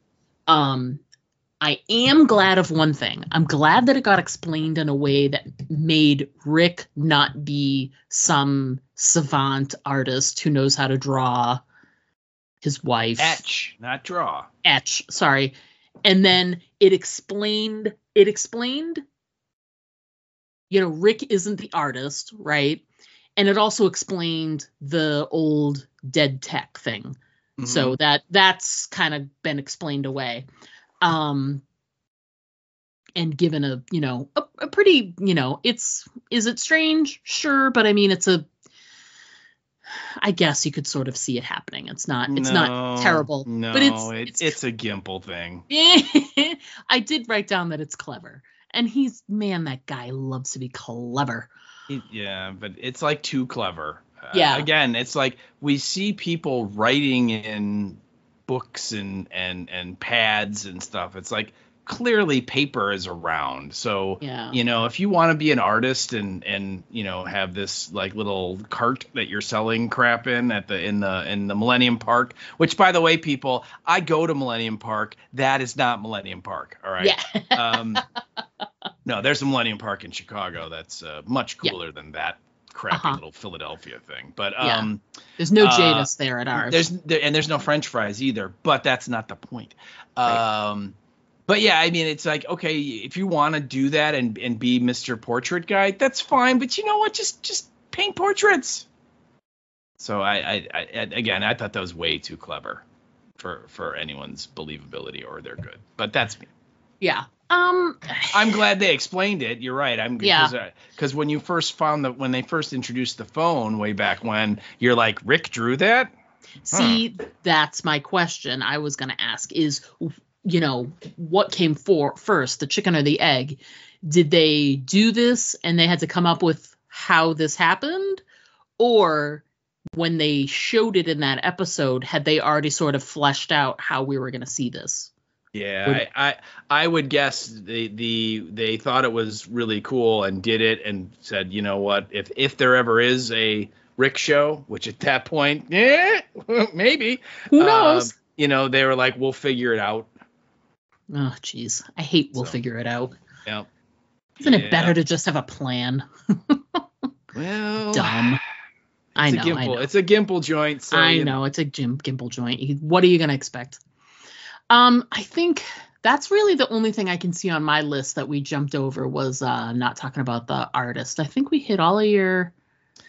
Yeah, there's just a couple of the things that I thought about putting on there, but I just figured, I'll just talk about them anyway. Sure. So, and the first thing, and this is kind of the stumbling blocks for me on this show of like why I just am not like, yeah, I really like the show a lot because.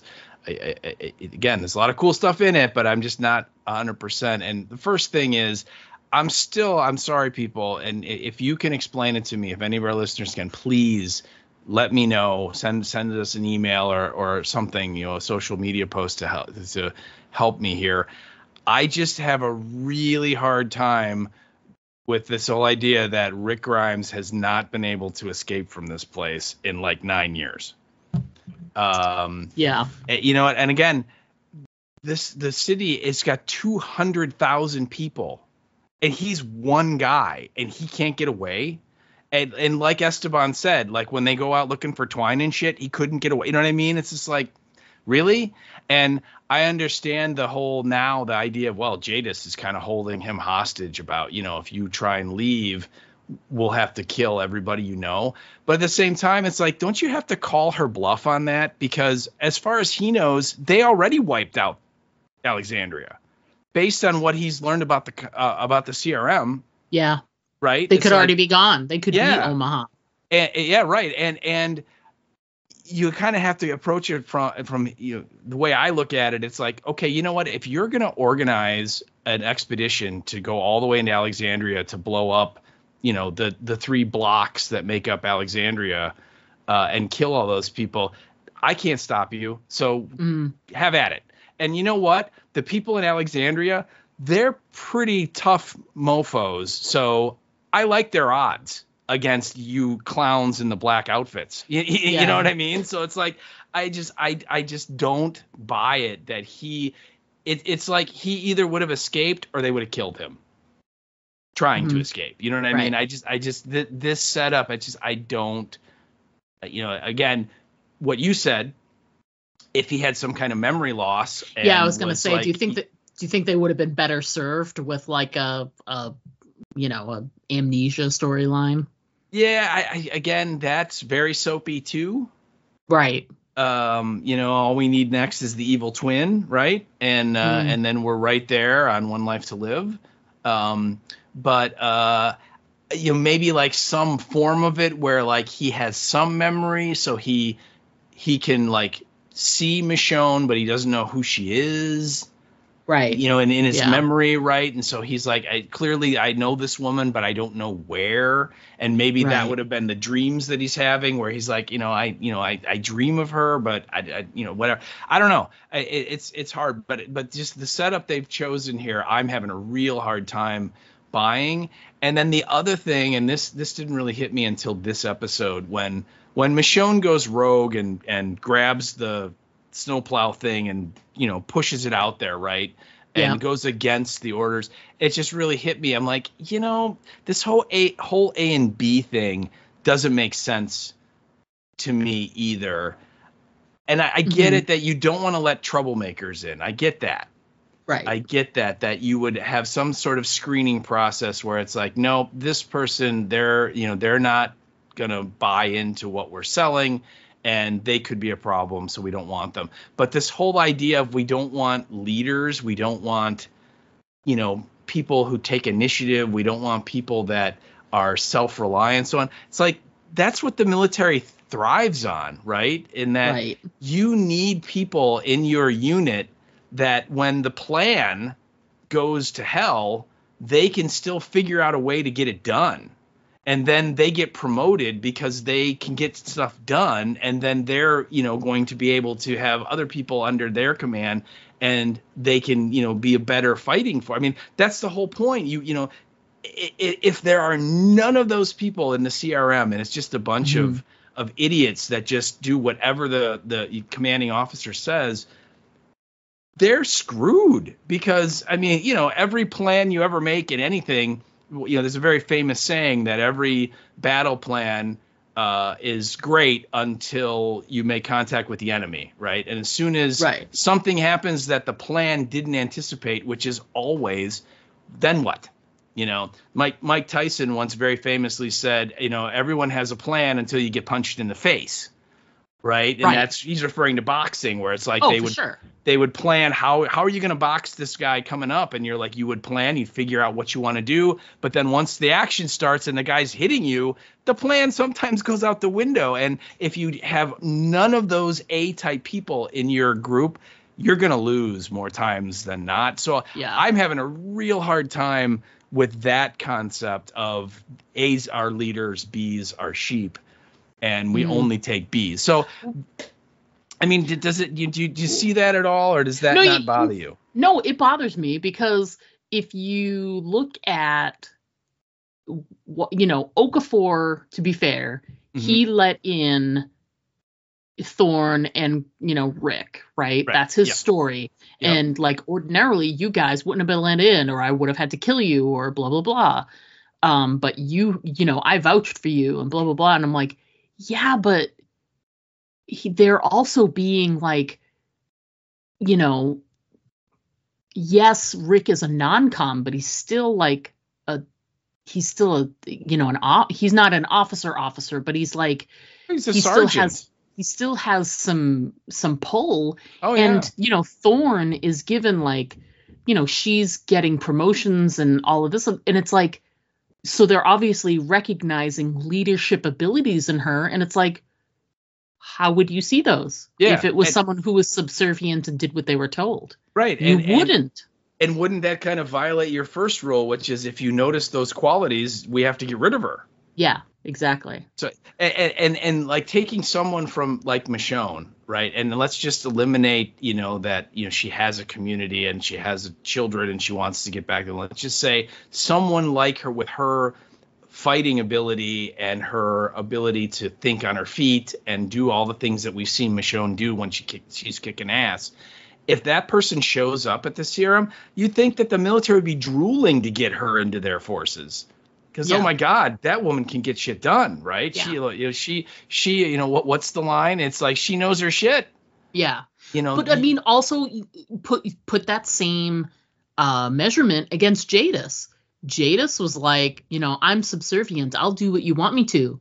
But now that she's in power, she is a go-getter. And she has risen in the ranks. How? Because they see her leadership qualities. Yeah. So again, it's like, conceptually, it doesn't make sense to me that they would have this rigid rule, yet they've got this kick-ass military that a good army thrives on people being, in all levels, being able to think on their feet and, make quick decisions when the plan breaks down, It would have made more sense if they had like A, B's, and C's, you know what I mean? If people are like, if you're said this person has possible leadership abilities, this person does not. This person is a troublemaker. Right. A troublemaker and a leader are two different things. Yeah. And separating those two.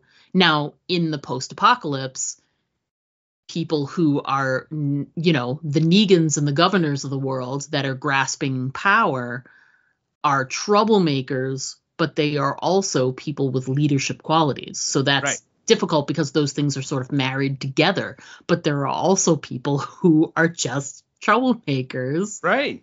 Who are going to always be troublemakers, Yeah. Yes. Yeah. And if they would have made that designation of A's are people that we can't trust, right? That they will never buy into what we're selling, and they're going to, gum up the works. and then Bs are people that, you know what, we think they could fit in here. That makes a lot more sense to me than the way Okafor described it, that if you show that you're a leader, that you're someone that can get things done and make things happen, we don't want you. I'm like, no, those are the kind of people everybody wants. What are you talking about? Yeah. I mean, so conceptually, I'm not 100% on board. I don't think they did it right. I think it's just not working yet for me. Yeah. So yeah. But like I said, I really enjoyed this episode. There were lots of great little moments. The Jadis stuff was funny and scary at the same time, and you got some great effect stuff. And I like Thorne, and I know you're not really excited about the throuple we're gonna get soon, but I'm just like, bring it on, let's do it all. Why can't we have a apocalypse threesome? We haven't seen that yet. Let's do it. So I really like this episode overall, even though I do have big time issues with kind of the overall setup of the entire series. Yeah. Agreed. I do too. I don't really have anything else to add to that. I think we're good. Yeah, I think that those are the two points that I did not put on my top moment list, but I wanted to talk about. I think we did cover everything else. Let's see. So. I think we did. I think we're going to go. I mean, the only other thing is just my take on the end was, how do you convince someone that they're wrong and you're right? You grab them and jump out of a flying helicopter, obviously. I mean, obviously. I think that's going to be number one on my list now. So, if I ever say, hey, Diana, let's go on this helicopter ride. And I'll say, not in a million years. And we had some sort of disagreement about like what we're going to have for dinner or something. You got to know what's coming. Oh, man. That's nuts. I'm never getting on a helicopter with you. Put that at the top of my list. Writing it down now. Okay, perfect. All right, folks, we're going to go ahead and take a quick break. When we come back, we're going to discuss our listener feedback and what's coming up next on the podcast. So please stick around. We'll be right back. Now there's about 20 of them out there. What will we do? Don't worry, we're safe in here. They'll never get in. Why is it that in every zombie story, people always think that their safe haven is invulnerable? I know. It's like, hello, the walkers are totally gonna get in. You better get ready for it. No! Diane, get behind me. No, it's not stopping. Do something, Jack! And another thing, how come nobody in a zombie story has ever seen a zombie story? Do you know how much time in human life would be saved if just one person in the group was up on the genre? What do we do? Aim for the head. What? Aim for the head. You heard them. Aim for the head. Quick, Diane, I think we should try and fix the barricades. I think we should listen to them. Now, that's the first good idea they've had all episode. I still don't think they're gonna make it. Aim for the Head, a weekly podcast covering the hit AMC programs The Walking Dead and Fear the Walking Dead. Join hosts Diana and Steve as they recap and discuss the latest episodes. Aim for the Head, available on iTunes. You can also follow them on Facebook. Hey there, this is Greg Nicotero, and you're listening to Aim for the Head podcast with Diana and Steve. And don't forget to always aim for the head, because body shots, they really just don't work. Hey, everybody, we are back. We're going to jump right into our listener feedback. And I'll go ahead and get started right away with our first piece of feedback. We heard from our pal Andy from Germany. Hey, Andy. Hey, what's up, Andy? Andy sent in some, he typically sends in feedback for episodes that we've already sort of chatted about. So got to be timing on getting the episodes in Germany. So he sent in some feedback for episode 1. And then after this, we got some feedback for episode 2 as well. So first he says about episode 1 of The Ones Who Live. Hi, guten Tag, and bonjour, Diane and Steve. He says, I will miss Bonjour. I will miss you two talking gibberish in French and German. Why will you miss it? Who says we're going to stop? That's right. Oh, silly Andy. He goes on to say, I love the first episode of The Ones Who Live. Loved it. Ooh. The first episode that really feels like The Walking Dead to me since season 10 of the main show. Andrew Lincoln is so great in playing negative emotions. I think he is less convincing as a happy guy, but he knows how to look grumpy. Yes, he do. And how. My favorite scene was when Okafor died. Aww. He said something to Rick like, use the sword, you will recognize the right moment when it comes. He goes on and says, therefore, I thought for a moment that Rick took his advice and stabbed Okafor to escape with the helicopter. I would have loved this. It's not a bad idea, and maybe that's how it should have played out. Curious. He goes on and says, my least favorite scene was Rick cutting off his own hand. This is so cliche. I think you forgot Lydia in your list of one-armed Walking Dead people. That's true. I think we did. I thought you mentioned Lydia. You know what it was? It was because it was an image. Someone put together like a little photo collage image, and I think Lydia was in it. And I had forgotten, but I think I mentioned. I don't know. But yes, you are correct, Andy. Lydia is part of the one-armed club of The Walking Dead. He goes on. I agree with you, Steve. The idea of first time for everything. I know. The idea of hidden is far-fetched. They mentioned in War Beyond, though, that the CRM is not located at the same place as the Civic Republic. So even if you find the location of the CRM by following their helicopters, you still don't know where the Civic Republic is.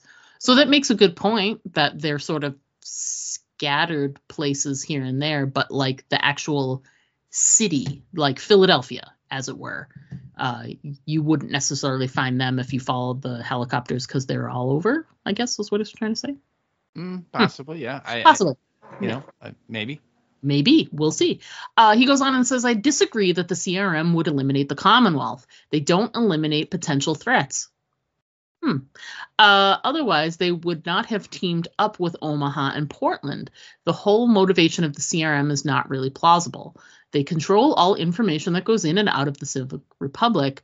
They would simply have told them, Omaha and Philadelphia don't want our support anymore, or the trade route was cut off. If their motivation is to save humanity, then eliminating maybe 1/3 of the remaining survivors in the U.S. seems counterproductive. Greetings from Germany, Andy. That's just because I gotta say, and I'm not trying to be argumentative, but I'm not sure that ultimately, like when we find out, or if we find out what that echelon briefing is, I don't think saving humanity is their ultimate goal. Right. Remember Jadis in the French fry scene, she tells Rick that like the CRM has like a 500-year plan. Yeah. Right. And it's to save the world. But it's like, again, channeling Marnell. Do they really want to save humanity? Is that just fluff? Yeah. Is that just propaganda that they tell the Philadelphians to keep them happy? Right. You never know. Yeah, and I would say, Andy, I completely agree with you that if that is their end goal is to save humanity, then yes, eliminating 1/3 of the remaining survivors in the U.S. is counterproductive. Not necessarily, because if you wipe out 1/3 of them, it's less of humanity you have to save, which is easier on you. See. True, it's just math, okay? Yeah.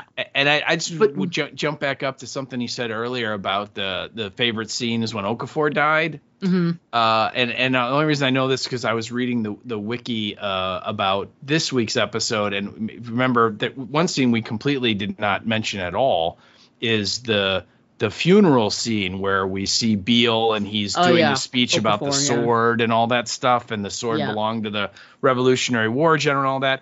And they in the description of the episode, whoever wrote it made reference to that line Okafor says in the helicopter, and actually the line he says is someday Rick is going to have to kiss the sword and you'll recognize the right moment when it comes. And they were saying maybe the sword that Beale is waving around, that's what he's referring to, is that at some point you're going to have to pledge your allegiance to Beale by, kissing the sword, right? This was an old thing that you would do way back in the before time. Mm-hmm. When there were, all the little fiefdoms in Europe that would go to war all the time, right? The way how do you show you're loyal to some king? You kiss the sword, right? And so he was making that. So I think that's what that line is. It's not use the sword, it's kiss the sword. But you're right. It would have been interesting if his plan was to just stab Okafor. Yeah, it would. That would have worked out really great.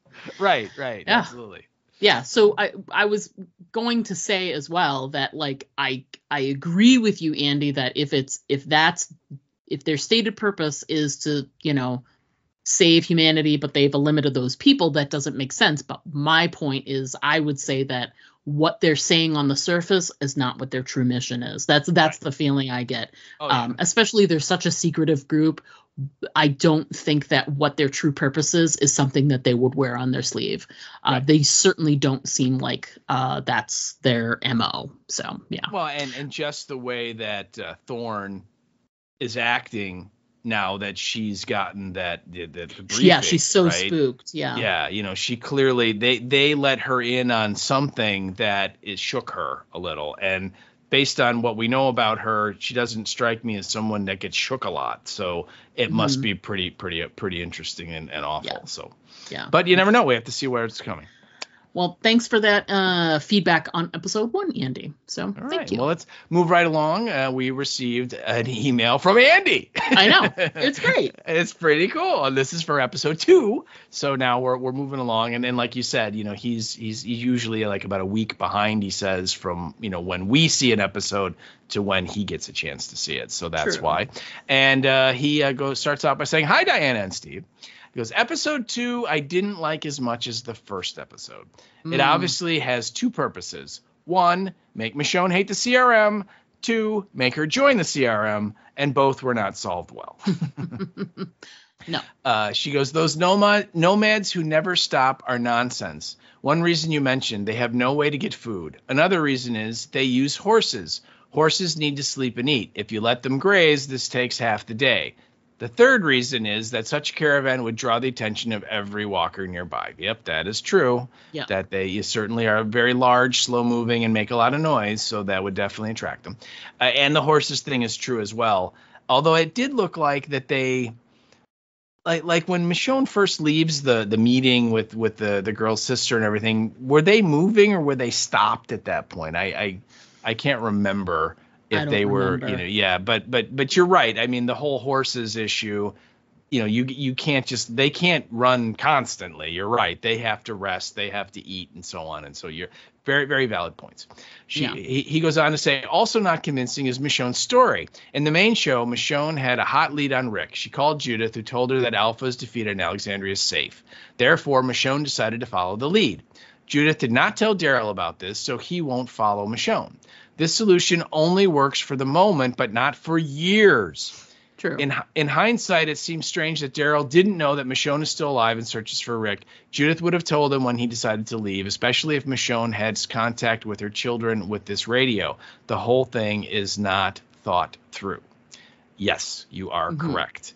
And we don't really know why Daryl was looking, what he was doing when he got, he fought the guy and they got put on the ship and sent to France, right? Why was he out there on his motorcycle? Is he looking for Michonne? Is he looking for? They never really told us, so hopefully we will get a little bit of clarity on all of these threads at some point in the future. Yeah. Agreed. He goes on to say about those protesters at the and he's referring to in episode 1 you caught with your eagle eye that when Rick is in the park with Esteban, there are people with signs protesting, like marching in the corner, and so that's what he's referring to there. He goes, at the finale of World Beyond, we see a guy reading a newspaper article that says the government of the Civil Republic will soon take over control of the military. So there is definitely conflict. That's interesting. I might have to go back and check out the finale of The World Beyond again, because I did not remember that. And then he goes on, thanks, Steve, for your hint about the map in the opening. Those X's are not former communities, but outposts. Oh, interesting. Each is labeled by 3 words, and the one in the middle is point. this radioactive symbol is such a funny detail. And that's, of course, where Delaware, Texas is. So, yes. So yeah, you know, I wasn't sure. I did notice that there were crosses or X's. And so my first thought, and again, it's very brief. And, you know, I'm not one of those freeze framer, zoom in kind of folks yet. So I didn't really do a deep dive on it. But it just looked to me like it was either places that had existed that were crossed off or something else. But that's cool that they are, you know, actual, whether they're fuel dumps or forward bases or something. It just shows you how expansive the CRM is and how, you know, the whole country, they got them all over. And you're right. The circle with the fallout symbol over Texas, I think is just funny. And it's just sort of like, that is all we're ever going to reference about that horrible show. Oh God. Yeah. Just that. But it's interesting. He said the thing about it being outposts, not communities. It could be refueling stations too. Mm-hmm. Yeah. And maybe because they put the radioactive one because they're like, yeah, we can't really stop in Texas anymore. Basically, you want to avoid that zone. Yeah. Couple of ding dongs. They thought they were A's, but really they were B's. But now we don't have to worry about them because they're all sort of, you know, they all cooked themselves. I know, their own Padre. Yeah. It's all good. Yeah, yeah. But we can't find them. They're on some island somewhere, and we can't find them. It's secret. So anyway, thank you so much for writing in, Andy. It's great. We love your feedback every week. So please keep it up. And also, I'm glad that you really liked the first episode. That's cool. Yeah, that was a good start. Moving on, we got some feedback for this episode. We got an email from our pal Bev too. Hello, Bev. Hey, Bev. Bev wrote in and says, hi, guys. I hope you're both doing well. What can I say about this week's episode? What the hell, Rick? Why can't he just fully explain what's going on at the CRM? How does he expect her to behave in a way that's against her nature without giving her the facts? Which makes a fair point there. Yeah, because without any more details, she's just going to be Michonne. Michonne's going to Michonne. That's right. She goes on and says, I just didn't like this episode as much as the others. It seemed to slow things down, yet at the same time had Michonne brought into the plan to stir things up at the CRM way too quickly. Rick was there for years before that happened. True. The next problem I had was Jadis. Why was she happy for Rick to try and escape previously, but now it's a major problem? Something here doesn't add up, and the only thing I can think of is she's in on the plan to change the CRM. Interesting. If not, then her attitude change doesn't make sense. The episode ends with Rick pushing Michonne away and Michonne pushing them off of the helicopter. I hate to say this, but that felt a little like quote unquote fear. Those are fighting words there. That's terrible. Saying that, though, I think next week's episode will be better, as I've heard a rumor that Denai has written it, but I could be wrong. Looking forward to hearing your thoughts, Bev in windy, rainy Devon. Thanks for writing in, Bev. Those are some good points there. I think part of the thing that's going to be a problem with CRM for all of us is, like we were saying with Andy's assessment too, is they are not going to tell everybody everything. Right. So we may not, if they decide to do a second season, we may not even know everything in these 6 short episodes about the CRM. There may still be a bunch of question marks at the end of this run of 6 episodes. So that's always difficult. It's difficult to have such a large part of the storyline be question marks. You know, I get it. Well, and yeah, you know, your point of, you know, Rick was there for years before he got anywhere in the CRM, and Michonne's doing it all at, you know, triple speed. That's because, you know what, we only got 6 episodes, right? So they can't afford to like have a 5-year time jump and have Rick just twiddling his thumbs while she's like going through the 6 years to get into all the stuff he had. You know what I mean? It's no time for love, Dr. Jones. we just got to just jump at it and go to it. And the only thing about Jadis, I would say, is I don't know if she was happy when Rick was trying to escape, but I think her attitude, definitely, you're absolutely correct, Bev, it changed because of Michonne, right? And that when it was just Rick, I think Jadis was kind of like, yeah, you go ahead and try and escape. You can't. because one person can't get away. Something I don't believe in personally. I think, no, you know what? If you're determined enough, you can escape from the city of 200,000 because they can't keep an eye on everybody. Okay. But once Michonne shows up, now the calculus has changed, and now Jadis is worried enough that she has to have that little powwow with Rick and kind of remind him of what's what. Right. And so on. Why? Because like she says, when Rick and Michonne are together, she's seen it firsthand. They can do, miracles. They can, move the mountains.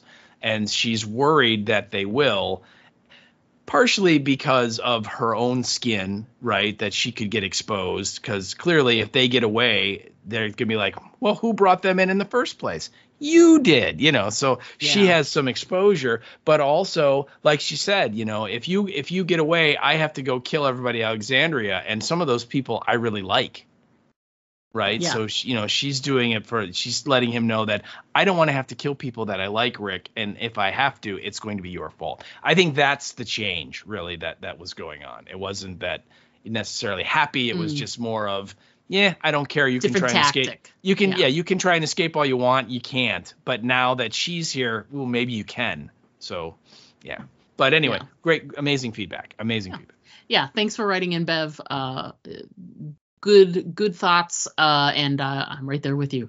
I had issues with this episode. So, but like you said, hopefully it should look up in next episode. So let's cross our fingers. Cross your fingers. There you go. Hey, and I did you hear, Diana, is the next episode written by Miss Danae, or did you not know? I did not know. I don't know. Maybe I'll have something to say about that when we talk about the next episode. I don't know. Okay, I don't know. There's no episode description yet, so I don't know. Yeah. But maybe we'll get to that. Right. Thanks for writing in, Bev. We always look forward to your feedback. Very cryptic, Driscoll. Very cryptic. I know. I like to do it. What can I say? You're next going to be telling me that there's no Santa Claus, right? Nope. All right. No, there isn't. So I'm sorry. So moving along, our next piece of feedback comes from our P1 listener, Mr. Alex Baelish. Hello, Alex. And he sent this via the email, and he entitled it episode Bye, Bye, Bye. He knows. Thanks, Alex. He knows. Yep. He's right. Part of the group. I love it. Yep. He goes, Diana and Steve. Michonne has a lot to process in this episode, but playing the good soldier is not one. No. She never helped her cause one bit this whole episode. It was like she was daring them to kill her. I understand she is an A, but come on. Thorne was also out of line since she would rather die and be right than get the job done. I think he's talking about the mission thing with the snowplow thing at the end. Very weird how they did that, but she knows the big plan now, like that makes it right. Then he goes on to say, Jadis never disappoints when it comes to her talking to Rick. She's holding the cards for now, and their banter is priceless. And yes, I agree. The Jadis scenes were funny and kind of tinged with definitely some scary overtones. And I love them just as much as you did, dude. It's amazing. Yeah. Thanks for writing in, Alex. We love hearing from you. And obviously, who doesn't love an NSYNC reference? I mean, come on. So next up, we had some feedback on the Facebook from our listener, Danielle Dement Juiced. Danielle, thanks so much for writing in. And hey, Danielle. Danielle wrote, I'm sorry that you guys seem to not be enjoying the show so much. It's my favorite Walking Dead in years. I am so happy for you. I think Andy and Denai are killing it, and I have really enjoyed the storylines. To each their own, and she put a shrug emoji. And I totally agree. I responded directly on Danielle's post, and it sucks because it's like, we've talked about it. We want this to be such a great series. Like the issues that I have with it. I mean, just personally, I really want them to like smooth them out before we get to the end. I love Michonne. Michonne is my favorite character. and all of these, like, there's so many things I am loving so far. The action sequences are great. Michonne being Michonne in this episode is, she's going to be who she's going to be no matter what.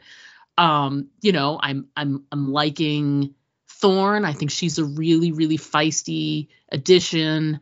Jadis always is a great foil. We've been talking about that too. I just, you know, some of the situations, it just, you know, but I got to tell you, I am so glad that you are loving it. Especially since we don't have any more regular series. So we don't have any more regular series, and we have had all these spin-offs, and yes, Fear has been terrible. And I'm not sure if you watched Fear. I can't remember if you sent in feedback during Fear. If you did, I'm sorry. That's right. No one should have to go through that. But if you're loving it, that is so freaking awesome. That's awesome, Danielle. Thank you. Yeah, like I said, I'm right there with you. You know what you said. You know, I love these characters. I love these actors.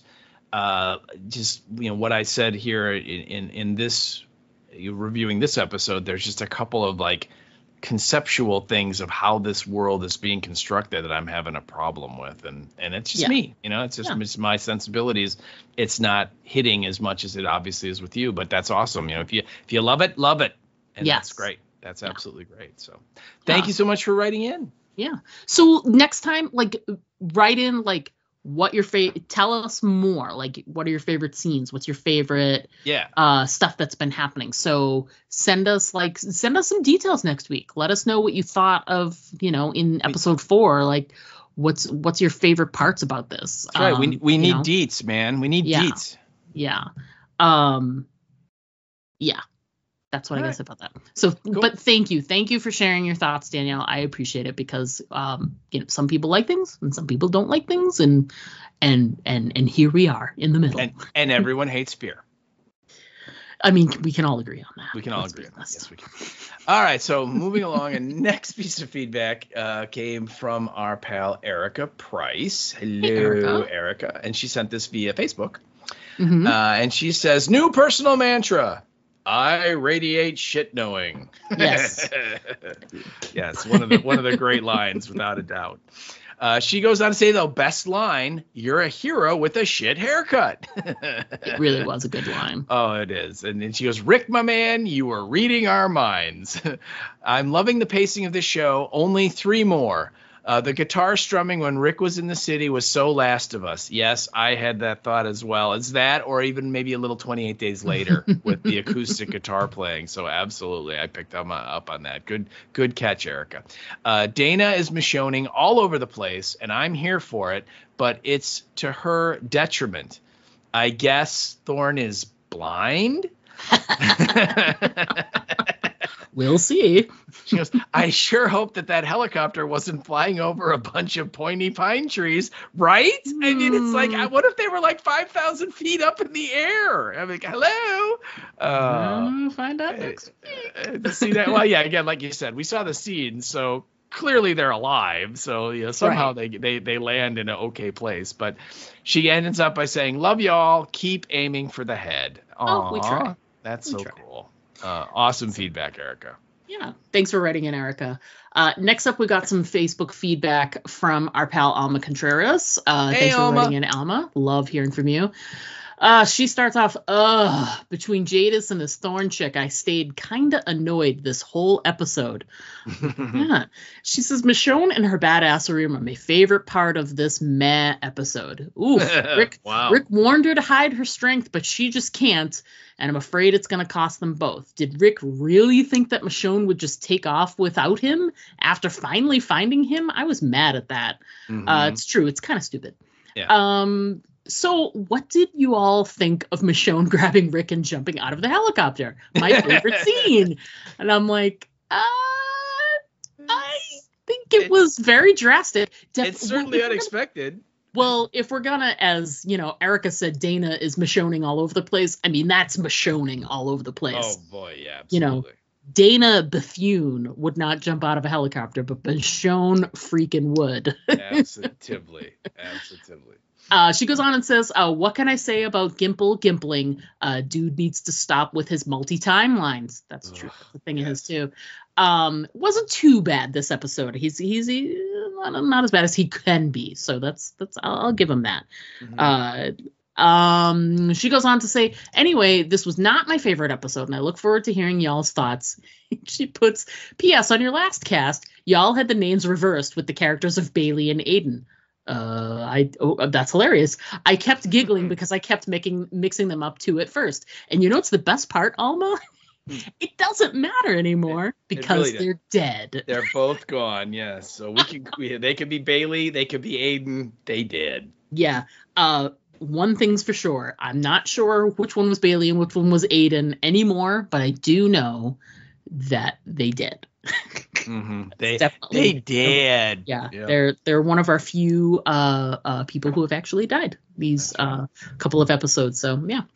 Thanks for writing in, Alma. That's a hilarious PS, and hilarious that we got the names backwards. Awesome. But ultimately, did it really matter? Because like we said, they did. You know, it's like we got the names backward, but did we? Thanks again, Alma. So coming up next on the podcast, episode number 4, we'll be covering. It's called What We, and there's no episode description yet. And just as you suspected, What We, and then episode 5 is Become. And oh, Gimple, you're just so clever. Is he? So cut it out, man. Or be clever with the titles. Just be clever with the titles. Cut it out with the show. Like, stop trying to be so clever. Because it doesn't need it. You know what I mean? Like, you've got great actors, these great, you've put them back together again. They are electric together. Jadis is a great foil. You know what I mean? Terry O'Quinn makes a great leader. Like, I can't wait for them to do more with him. Pearl is great. Loving her. Yeah, he could have just as well, these episodes could have been titled episode 1, episode 2, episode 3, and it would have been fine. It would have been fine. Yes, nobody would have cared. Right. Anyway, and yes, you are correct, Bev. I saw it on the internets. Next week's episode is written by Denai.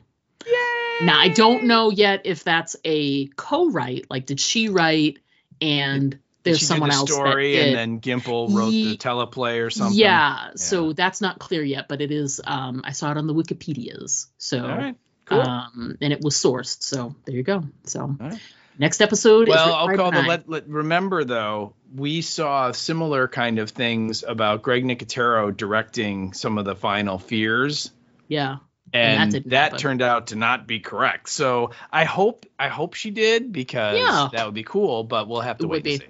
Yeah. So fingers crossed. I would assume if it's been out there, I would at least think, like the other episode, she was involved in the story. So like you said, maybe someone else did the teleplay and they came up with the story idea, but we'll see. We'll have to see. But either way, like we said, no description yet, but we'll be ready to talk about it next week. I don't know if you heard, but The Boys is going to be back on June 13th. We finally have a release date for the next season of The Boys. And just as a gentle reminder, JDM is a new character this season, and that's going to just be awesome, because talk about this is definitely a series where JDM will get to do stuff that Negan has only dreamed of. Right. Or had nightmares about. Either way. It's really hard to say. Anyway, but yes, I love The Boys. I love that show. I can't wait for it to be back. It's gonna be great. Yeah, I agree. I'm excited for that. Absolutely. I would also just, Walking Dead universe. If you did watch the Academy Awards, our very own Coleman Domingo. Yes. Up for Best Actor, huh? Amazing. Now, I mean, he had no chance in hell, because this was the Oppenheimer Oscars, and it was the Unstoppable Machine. I think where they win like 7 of the major awards. So, yeah. But it was cool to see him, and he was right there in the front row or second row, and there's he was right there, and his performance was amazing. So he was certainly deserving, and it's good to see him getting the recognition that he deserves, because I think as bad as Fear was, it was pretty bad. He was always really good. So I think what's great too is, like, the last few years, he has been in lots of really great critically acclaimed movies. So I mean, this is just like, I don't think this is the first time. This is the only time he'll ever get nominated, is what I'm saying. He's a talented guy. He makes really great movie decisions. Television, not so much. I mean, it started out great. Didn't end too good. Yeah. But yeah, I'm so excited for him. It's so wonderful to see him get those accolades. It was lovely. Yeah. And so if you're keeping score at home now, that means that there are Walking Dead actor Oscar nominations, 2 Walking Dead Oscar winners, not 0.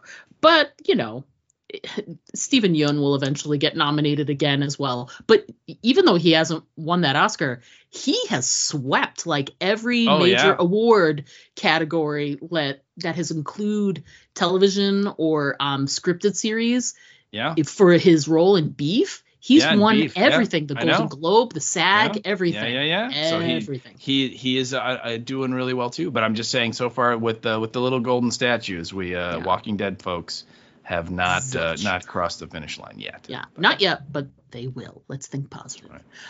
And we've been talking about it for a few weeks, and we're under 2 weeks to go until Days of the Dead. Excited for that show. Super excited. Made our reservations at Caddyshack's, people. Yep. It's happening. Yeah, it's happening. That's how you know. When we made the reservation for the Saturday night dinner after the show, then that means it's really, really happening. It's coming close.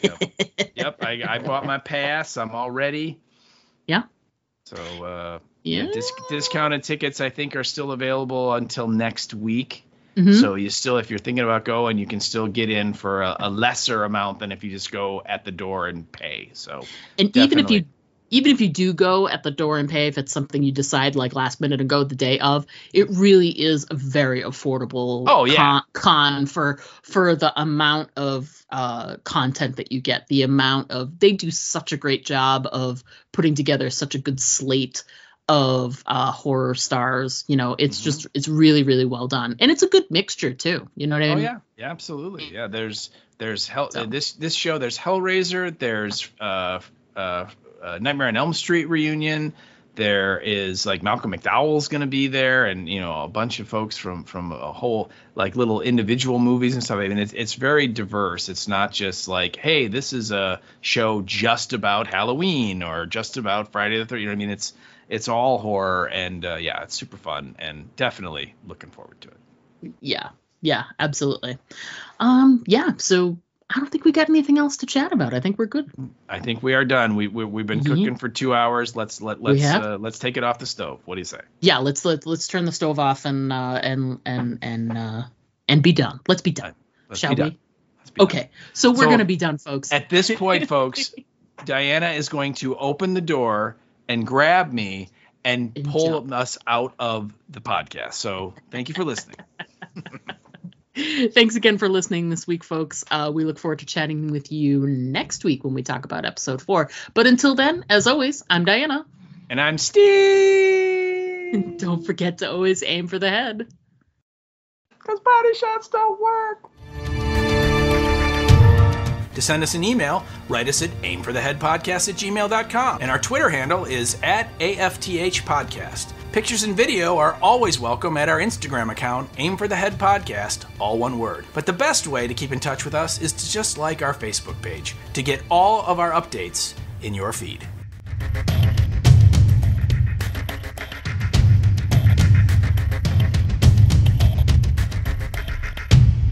Okay, all right, let's get this. Hey done. everyone, we are back. Oh wait, that's your line.